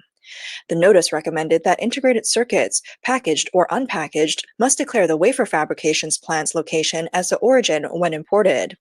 In semiconductor manufacturing, tape-out refers to the actual fabrication process when designed circuits are sent to a wafer factory. Thus, the origin of integrated circuits will now be determined by where wafer production occurs, rather than the traditional locations for design or packaging. This new rule means that chips not made in the US can avoid high tariffs when entering China. This change has sparked discussion online. Some commenters said the China Semiconductor Association's clever move quietly changed the wafer location to the tape-out location, giving US wafer suppliers a backdoor to avoid tariffs.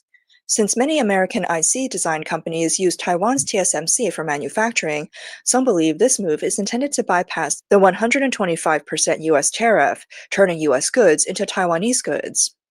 One online commenter said, now Apple's A series, Qualcomm's Snapdragon series, and chips from Nvidia and AMD likely won't face tariffs in China, because these chips are made at TSMC in Taiwan, and the customs declaration will list the tape-out location, which keeps the tariff rate unchanged.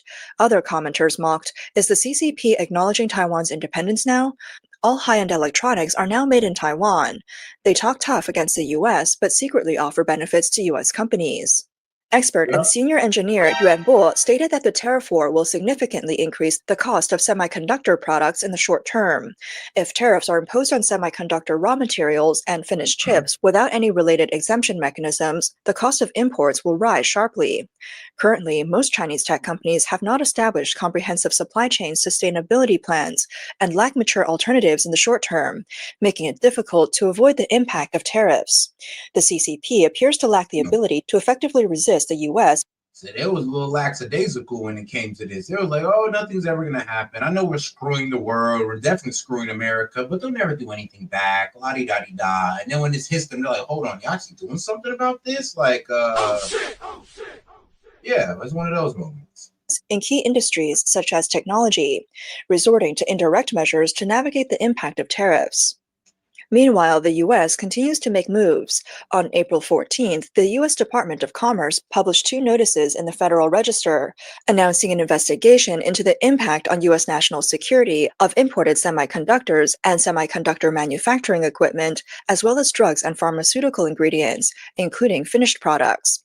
Some online analysts suggest this is a sign that the U.S. may soon impose tariffs on semiconductors and drugs, expanding the trade war initiated by Trump. For years, Trump has emphasized that foreign-produced drugs and semiconductors pose a national security threat. He views bringing semiconductor manufacturing back to the U.S. and revitalizing American industrial capacity as key to the nation's security. Trump has repeatedly said tariffs will be levied on these imports to boost domestic production and secure global leadership in artificial intelligence. On April 13th, Trump wrote on Truth Social that the U.S. would conduct a national security tariff investigation into semiconductors and the entire electronic supply chain. He said, "We're taking a look at semiconductors and the whole electronic supply chain in the upcoming national security tariff investigations. What has been exposed is that we need to make products in the United States and that we will not be held hostage by other countries, especially hostile trading nations like China." On the same day, U.S. Secretary of Commerce Howard Lutnick stated in an interview that Trump would impose special focus tariffs on smartphones, computers, and other electronics within 1 to 2 months, while also applying industry tariffs to semiconductors and drugs. Experts suggest that Trump's real Trump card has not yet been played, and that Xi Jinping's problems are far more complicated than just tariffs and the economy.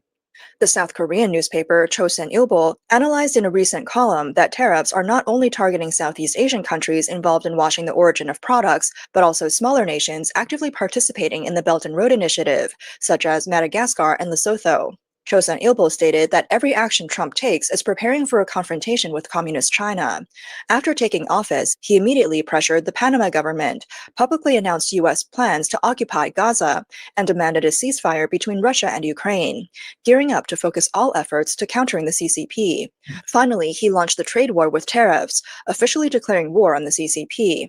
Fudan University international relations scholar Zhao Minghao said, "For Xi Jinping, the real battlefield is at home, not in bilateral negotiations." British psychic Craig Hamilton Parker, who accurately predicted Trump's election and the Brexit, forecasted at the end of last year that China's economy would be severely impacted by 2025, leading to major social unrest, possibly even a civil war or a coup. Parker said that when Trump returns to the White House, U.S. trade sanctions on China will intensify. Tariff barriers and export restrictions will severely damage China's manufacturing industry. Factories will cut production or shut down, and many people will struggle to meet basic living needs. Economic pressure will ignite social dissatisfaction.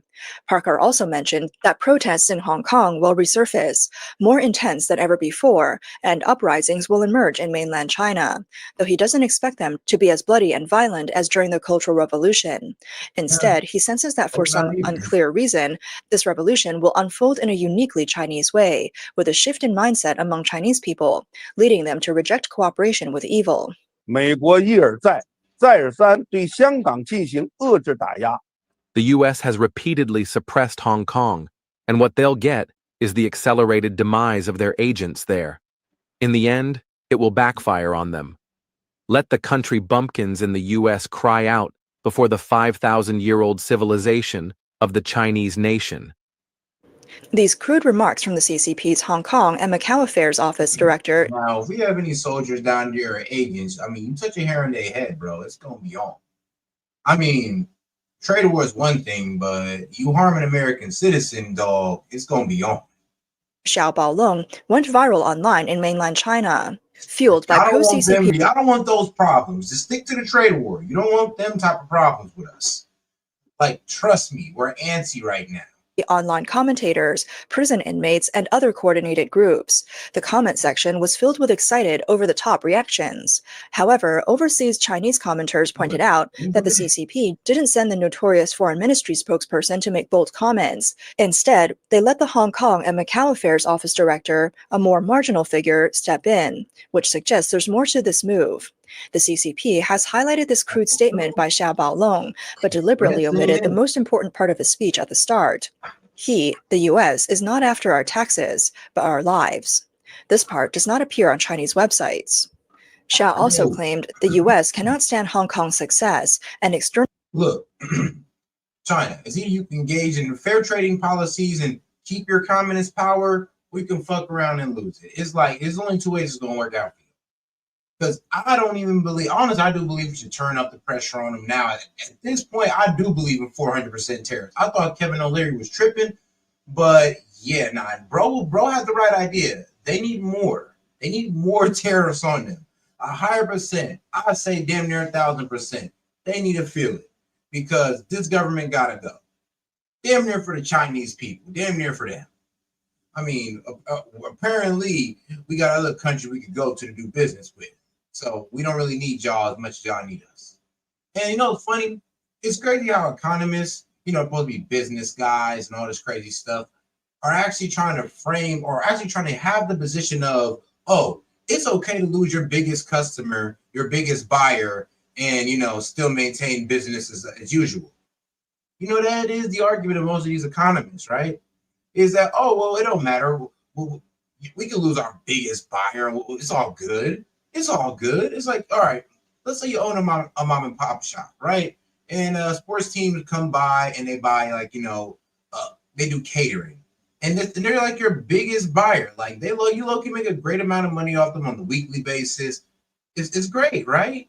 Cool. Now imagine if you just told them, man, it don't even matter like that. Man. Look, everybody buys sandwiches. Everybody buy food. Shoot, I'll just go, look, I'll pass you on along and I'll get somebody else. Who cares about y'all? That's basically what China's doing to us. And we're their biggest buyer. So now I'm trying to sit there kind of looking stupid because it's like, yo, what business ever just moves away from their biggest buyer, their best client? Like, come on, what type of economic strategy is that? Or what type of business strategy is that? External forces are trying to bring Hong Kong back to the instability of the past, attempting to block our path to a better life. This is nothing but wishful thinking. Commenters said distorted remarks were not only eye-catching, but they also revealed key information. Xiao may already sense that President Trump's war is not just about trade, but that Hong Kong could very well become the next flashpoint. Some analysts believe Xiao's comments reflect the CCP's true feelings, showing deep anxiety. His speech also indicates that Hong Kong is at a very sensitive moment. As the front line of the US-China tariff war, Hong Kong may soon see large-scale protests and even direct challenges to the CCP's rule. The CCP has already strongly suppressed Hong Kong's protests, but Hong Kongers, having grown up in a free and democratic world, have not yet been fully subdued. That will eliminate Hong Kong's status as a re-export trade hub. Hong Kong's foreign trade reserves face the risk of being entirely seized by the CCP. Hong Kong residents fear that they will be fully assimilated into China's second-tier cities, which threatens their very survival. Many assets of the CCP's elite class, the princelings and anti-Xi factions, are in Hong Kong. Hong Kong also serves as the key window for money laundering and asset transfers. If Hong Kong is destroyed, these elites will lose their fundamental interest, and they will use their long-established influence in Hong Kong to launch a counterattack, trying to create chaos and seize Xi Jinping's power. Against this backdrop, Xiao Baolong, director of the CCP's Hong Kong and Macau Affairs Office, made a strange statement that clearly shows he understands the critical situation in Hong Kong. On the surface, he was complaining about the US, but in reality, he was signaling to Xi Jinping, aware that Xi's inner circle is filled with false information and analyses. Many hope Xi Jinping will fail, and Xiao doesn't want to be a scapegoat for another outbreak of protests in Hong Kong. He is clearly feeling the pressure. The US-China tariff war has also had a major... Because they don't want to end up dead. They don't want to be the one to get dragged out of their house and put on display for Jinping. Look at him and be like, yo, yeah, we're coming for you. Like, I believe that China is going to get a little too close to this. I mean, you got that much people suffering. Man, look, you make enough people suffer, they're going to unionize, and they're going to start coming for heads. I always just say, I mean, America will come to that if we ever let it get bad enough. I would say it would come to us even quicker to overthrow our government because we got guns. Them, they don't got guns. They don't have to go in with their rocks and pitchforks, and they probably will still put up a good fight. Impact on China's education sector. Some Chinese commenters have pointed out that the trade war is shaking up the Chinese education system, particularly affecting high school and college entrance exams, with many parents still unaware of the changes. A customs officer named Liu, who works at a foreign trade company in the industrial park, found that her company's orders to the US had dropped 70% within 6 months. Meanwhile, her son's high school suddenly removed the elective course International Trade Practices and replaced it with basic new energy materials. At a key high school in Guangdong, a list of high-risk majors has been circulating widely among parents' WeChat groups. The list includes international trade, international finance, and mechanical automation. These majors correspond to industries with an average layoff rate of 43% last year. Beijing suddenly announced the cancellation of history, chemistry, and other minor subjects from the high school entrance exams. In Haidian Huangzhuang, an expensive new chip physics masterclass was launched at 88,000 yuan per semester. A parent had to cancel his daughter's study trip to the UK, as the new curriculum introduced a basic semiconductor knowledge module, forcing him to convert his garage into a lab. At a vocational school in Changzhou, 40% of the smart equipment class students were forced to switch majors after their training base was moved to Mexico last month. In Shanghai, a parent's bill went viral. The 1.5 million yuan... I mean, you know, that's damn near kind of what we're expecting of our citizens. It's almost like, yo, if you're hearing Trump and you're a young man and you're about to go to college, you might be wanting to look into STEM. I mean, specifically tech. Why? Because what are we mostly bringing over? Tech. I mean, if you're already working in like maintenance and all that good stuff, trust me, you're solidified. No matter where you go, if you're working with your hands, you're Gucci. You're good. You got great leadership skills. You're good. You can drive a forklift or mechanic or whatever mechanical machine you can. You're good. But what's really going to be like, honestly, tough, like the tough adjustments is what's going to be is for, well, the guys who are going to school for like finance and all this other good stuff. I mean, hopefully nothing social, but those are going to be useless. Like, we're kind of going to already have our finance guys. That market is not going to grow too much. Maybe if we get more banking done, like, you know, if we ever let the big banks fail, then maybe more financial jobs will be created. But that's why I said STEM for a reason, because those look like those are the jobs that are going to be into the future. The jobs of today that we are pushing on, like in my generation, that was, you know, the office jobs, the white collar jobs. Yeah, those jobs aren't going to be around too much longer. Actually, it's going to be funny how those jobs start to like dry up, not disappear, not reduce, but it's going to be just a lack of need. Yuan education fund they set aside for their child had shrunk to 1 million yuan due to the exchange rate dropping below 7.4. They switched to the domestic Strong Foundation program, only to find that Tsinghua University had reduced its recruitment by 55%. The quantum computing youth class that they hoped to rely on saw tuition rise from 20,000 to 120,000 yuan in just 6 months. In an even more ironic story, Ms. Li from Zhengzhou spent 40,000 yuan on an electric vehicle study camp and realized that the driver picking her up was an engineer recently laid off from Yutong Bus, a company specializing in manufacturing electric buses. Parker's latest prediction is that Xi Jinping will step down by 2025, and a new leader will replace him, marking a significant turning point for the CCP. Parker had predicted months in advance that Trump's first strike against the CCP would be tariffs and export restrictions.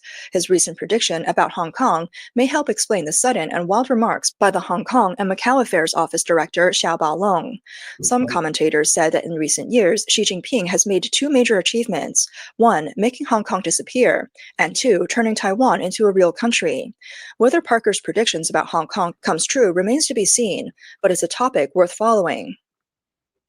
Nah, for real. It really is. I mean, as I'm being more educated about China, I honestly just feel bad for people. I'm just like, oof. Like, man, the fact that your government could subject you to this type of like suffering, crazy. But let's get back to my man Benji, bro. Shout out to my man, to the money man himself. Like, come on, bro. You can't say he don't look like the man. You have the producer exporter in China, Vietnam, etc. You have the importer who's a wholesaler or distributor, and then you have the consumer. So we are going to put 20% tariffs on things. That is going to raise the price, at least initially. Who actually pays the tariff? Well, it's the importer, the person who takes the goods off the ship at the Port of Los Angeles. Has got to write a check to the Treasury for 20% of the value of those goods. But who pays it economically? It is split between the producer and the importer, or it's completely pushed back down the supply chain to the producer. So the importer says, "Hey, I just paid 20% more. You need to lower your price 20%, so that when you, or whatever the number is, so that when you throw on the tariff, it comes out about the same." Or the importer will eat it in the form of reduced margins or profits. The original exporter, the producer, will eat it in terms of reduced profits or margins. The one party that does not eat the tariff is the consumer. There is no price increase.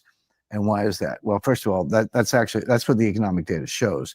But more to the point, if Walmart or Costco or Target or Best Buy could raise prices 20%, why wouldn't they just do it? I mean, why do you need tariffs to do that? Of course you want to raise prices. The reason they can't is because the consumer can't pay it. The consumer's tapped out. Credit card lines are used up. Mortgage rates have been high. Hiring is dried up. There are a lot of, and inflation generally, we're still, the thing about the Biden inflation, they say, well, inflation went down from, it was 9.1% in June 2022. It's about 3% today, give or take. It's bounced around a little bit. They say, well, inflation has come down. Yeah, but the 9% never went away. That 9% increase is still there. The 3% increase is still there. Prices are still going up. But when, the financial television talking heads say, inflation is coming down, people think prices are coming down. Prices aren't coming down. Inflation is going up at a slower level, but it's still going up. And we're building on top of the 9% that we had in 2022, which was the highest since the early 1980s. So given all those price increases, which are now embedded, and the other headwinds I described, people can't afford to pay higher prices. Like I say, if they could, they would have been charged that already. So in other words, the tariff does not fall on the consumer. It falls on the producer or the importer, or it's split between them in some fashion. So the idea that it's inflationary is not true, and the idea that it is a sales tax on consumers is not true. It could affect margins further up the supply chain, but not at the consumer level. But what else do tariffs do? You basically create a wall. You create high-paying jobs in the United States. Trump has said to everyone, China, Malaysia, Vietnam, I don't know, I'm picking on them, could be French wine, well, not French wine, it's not a good example, but German manufacturers, et cetera, said, hey, you can sell whatever you want to the American people, no problem, but build it here. Put your plant in the United States, because you got to, instead of paying the tariffs, if you're the producer, going back to what I just said, the producer bears it. Well, if you don't want to bear it, jump over the tariff wall, put your plant in the United States. Taiwan Semiconductor is spending upwards of $100 billion building new fabs, fabrication plants for semiconductors in the United States. Apple just announced $500 billion of investment in the United States. Now, they're a U.S. company, but they've been investing mainly in China and Malaysia and elsewhere around the world. So Honda announced they're building a major car manufacturing plant in the United States. I love my friends, in the upscale zip codes. They're driving Mercedes. I got a nice German car. I said, no, it's not. It's made in South Carolina. I stick to Audis because they actually are made in Germany. But so more and more of these cars are built in the United States. What we're seeing is stage 2. This is Lighthizer 2.0. Robert Lighthizer was the deputy U.S. trade representative to Ronald Reagan. He did this to the Japanese car industry in the early 80s. He saved the U.S. car industry. And the Japanese finally said, okay, we hear you, because he threw huge tariffs on them. He said, we hear you, we'll put our plants in the United States, and they're here. Now, Volkswagen's crying because they just built a huge factory in Mexico for the Audi Q5, which is one of their best-selling vehicles. And they're like, wait a second, what about, well, USMCA is the successor to NAFTA. What about those tariffs? And Trump saying, well, we don't care. We're going to renegotiate. We're putting tariffs on that. You should have put your plant in the United States. Volkswagen, you should have thought of that. But the door's open. You can invest here. Now, what else does that? But Jim, sorry to interrupt. And this is really interesting because only a week ago we had Liam Halligan, who you know, making many of the exact opposite points of what you're saying. Right. But we respect you both, and both really interesting people with interesting perspectives.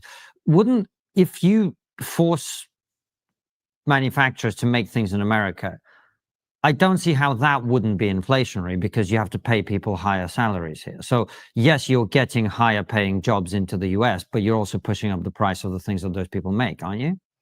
Do you have at least $50,000 in your 401k or another retirement account? If so, listen up. Gold just exploded, and gold.com. Listen, there's no denying. Well, the salary has to be put in the context of productivity. U.S. workers are very productive. When you give them the capital, when you give them the investment, these factories are very productive. So, and as far as higher salaries are concerned, the way the Chinese make money is they sell. I hate to be vulgar, but they sell crap. I mean, they sell stuff that falls apart before you open the clamshell box. Right.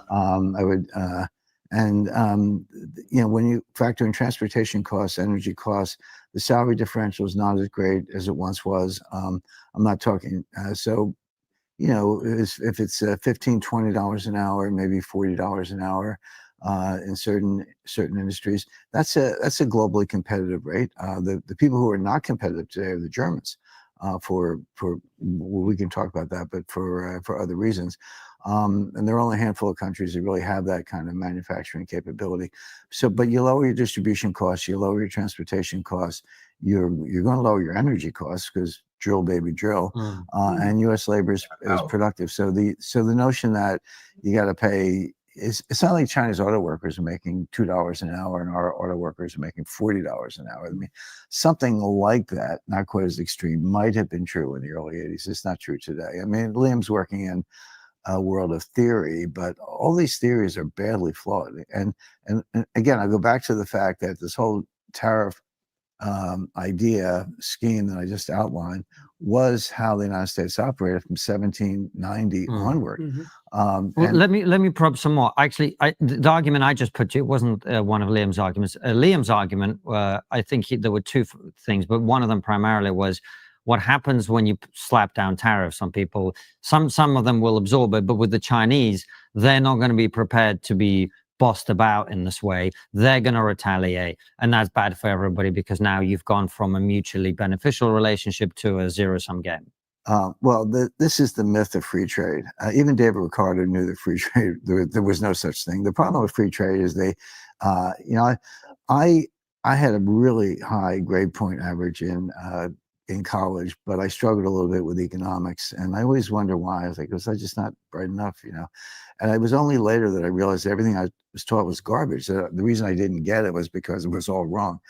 So one of the myths is free trade. So what they teach you is, England is very good at shearing wool and textiles, and Portugal is very good at growing grapes and making wine. It makes no sense to grow grapes in England. It makes no sense to start a textile industry in Portugal. So why doesn't England make the textiles, Portugal make the wine, and just trade? Everybody's doing what they do best, and that's the theory of free trade. You can write those equations. It's pretty simple.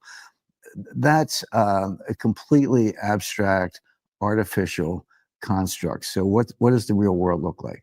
The idea is called comparative advantage, what I just described. The idea is like Tom Brady shouldn't mow his own lawn.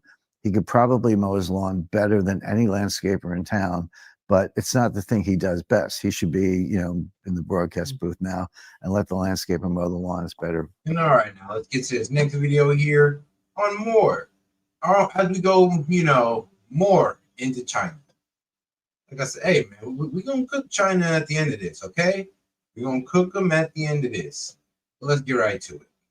Trump criticized China for, quote, being brutal to American farmers, adding that they also backed out of a deal to buy more Boeing aircraft as part of its latest retaliation efforts. Chinese exporters are under mounting pressure from U.S. tariffs. A marketing manager of a Chinese medical device firm says her company is in a life or death situation as U.S. orders vanish. Right now, it's not just a matter of changing tracks. It's a matter of life or death. You could say that. Around 60 to 70% of our business is from American clients. Damn. See, 60 to 70% of their business from American client. Yeah, a lot of these people, like I said, all it did was, what was my main argument at the beginning of this?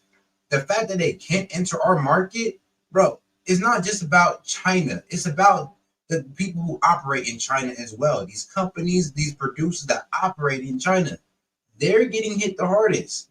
They're looking at things very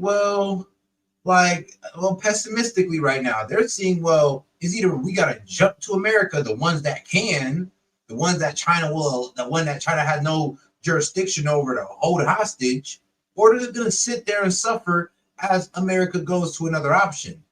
And as you've been hearing, there has been other countries who've been waving their hands going like, yo, pick me, pick me, pick me.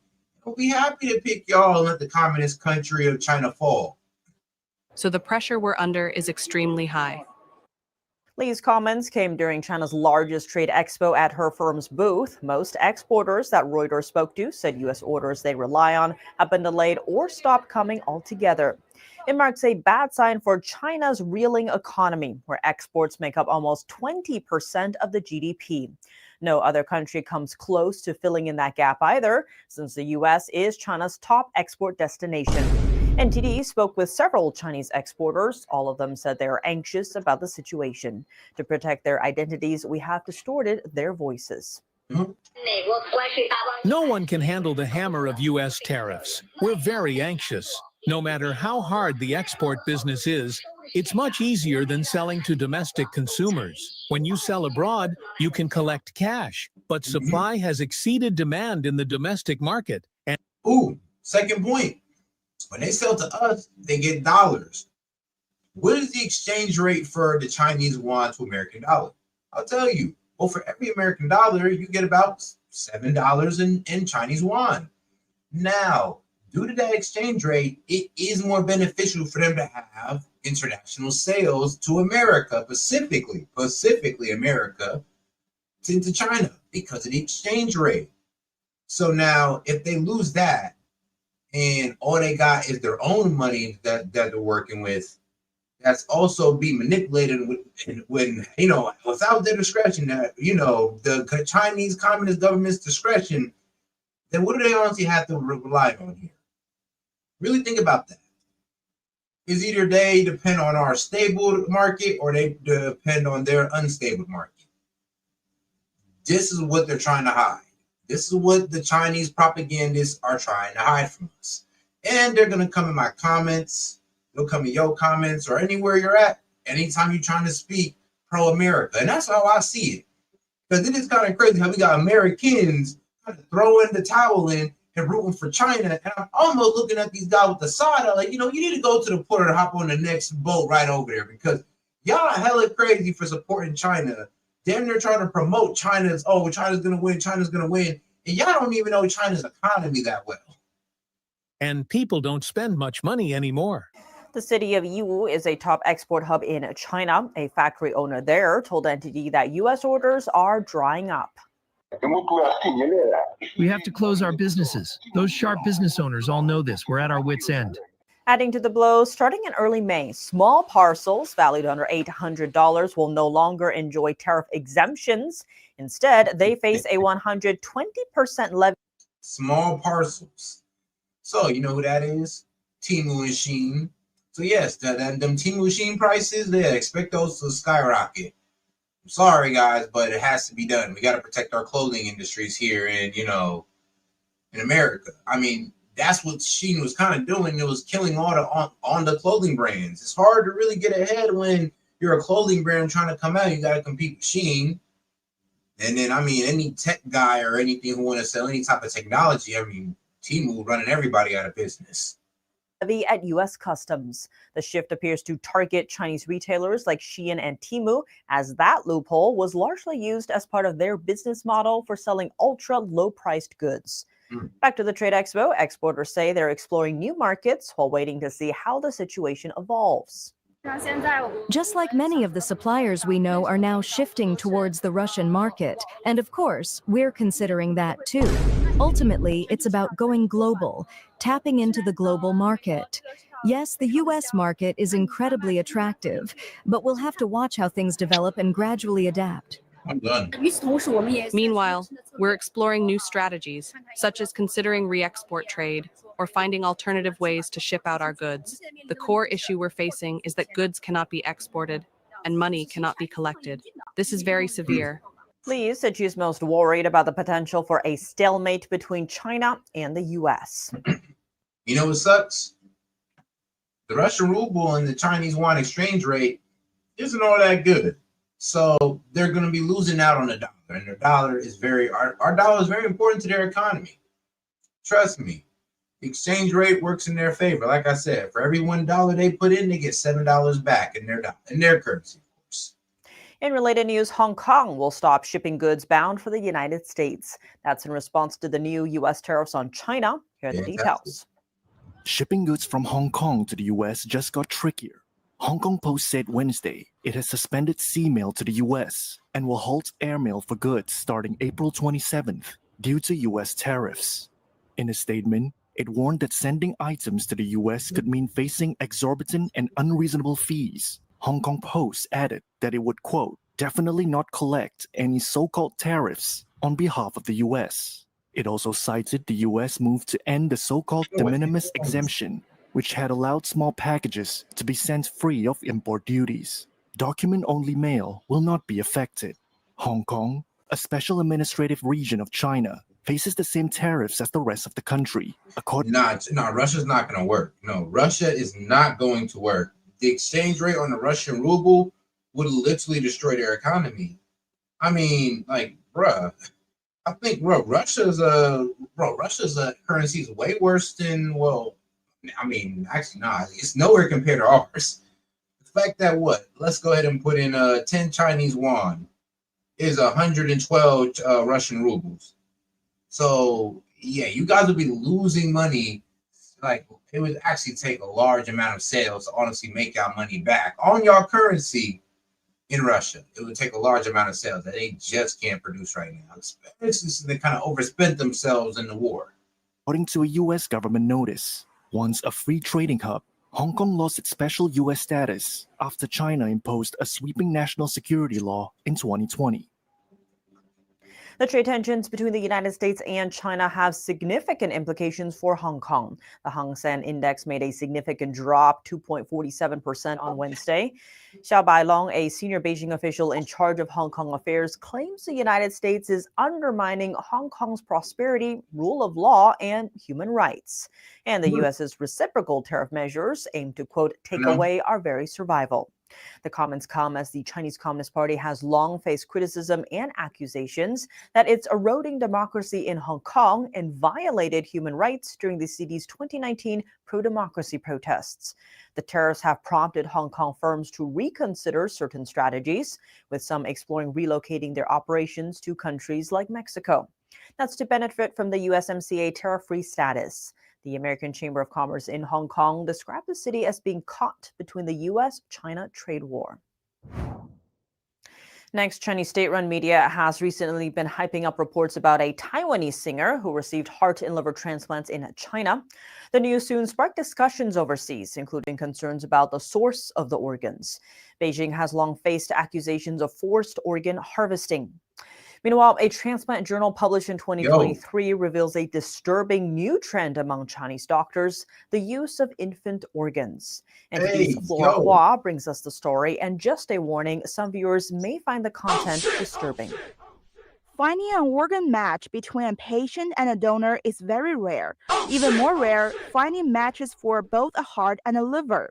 According to Tank, a famous Taiwanese singer, he was able to secure those two transplants within a few months. Even more shockingly, both transplant organs came from the same person. The Chinese hospital responsible for the operations claims the donor suffered brain death. The Chinese Communist Party system is completely non-transparent. It is not open to the public. Only they themselves know what's going on internally. Yet they constantly use celebrities and various individuals to speak on their behalf. We all know that the CCP gives a unified explanation for all sources. For example, claiming they come from donors who suffered complete brain death due to trauma. They say whatever suits their needs, but there is no way for anyone to verify it. Huang is a deputy chairman of the Taiwan International Care Association. Yeah, I'm pretty sure they probably did that for a Chinese elite. I mean, why would they ever do that for a regular Chinese citizen? That must have been for a Chinese elite. I mean, who else? Who else gets special treatment in China besides the communist Chinese elite? Yeah, one of the many reasons why, this government got to go. For organ. Hopefully we can do it, and honestly, hopefully this can be done through economical reasons. Hopefully we got to go in there and put boots on the ground. I pray we never got to go to war with China, but hopefully this trade war can kind of turn things in our favor. New leadership, yeah, we might need that. Hopefully it's not more communist than what they got now, or they just maintain the oligarchy. Transplants. As for why he went to China, we are not that clear about it. And there could be a far darker reality underneath the story. The Chinese hospital under the spotlight is affiliated with a state-owned university in southern China's Zhejiang province. Media reports accuse the hospital of taking part in the Chinese regime's forced organ harvesting, the practice of forcibly removing organs from an unwilling donor, often while they're still alive. And according to an investigative organization, one faith group makes up the vast majority of the Chinese Communist regime's forced organ transplant pool, Falun Gong practitioners. The hospital's deputy head, Chen Jingyu, wrote on social media that he conducted 370 lung transplant surgeries in 2023 alone. That's more than once a day. Patients in the U.S. often spend years on the transplant waiting list. Many die while waiting. Back to the Taiwan. I mean, shit, it's easy when you just kind of force people into it. It's like, what? Dude come in for a broken arm, or he's kind of knocked out. It's like, hey, yo, take a spleen out. Kidney too. Need that. Chinese singer's case. The chief surgeon, Dong Ai-chiang, is blacklisted by a human rights organization for his alleged involvement in Beijing's forced organ harvesting from prisoners of conscience. But the situation gets worse. China's transplant industry has expanded. Okay, they got real evil scientists in there. Like, no way. All I heard was, yeah, we pretty much took prisoners' organs out while they were conscious. Like, hey, yo, these guys were on a different. Okay, yeah, they're on to something sinister here in China. What is going on? And let's be real, doctors, well, they can kind of be seen as the elite, to be honest with you, because I doubt they're paying any doctor like, honestly, low wages. its transplant pool to include infants. Some contacts in the U.S. child organ donation helps save the lives of children on the transplant wait list. This is because the size of an organ matters during transplantation, so very young patients require donating organs from young donors. According to the U.S. Health Resources and Services Administration, there were more than 110 child organ donors under 1 year old in 2024.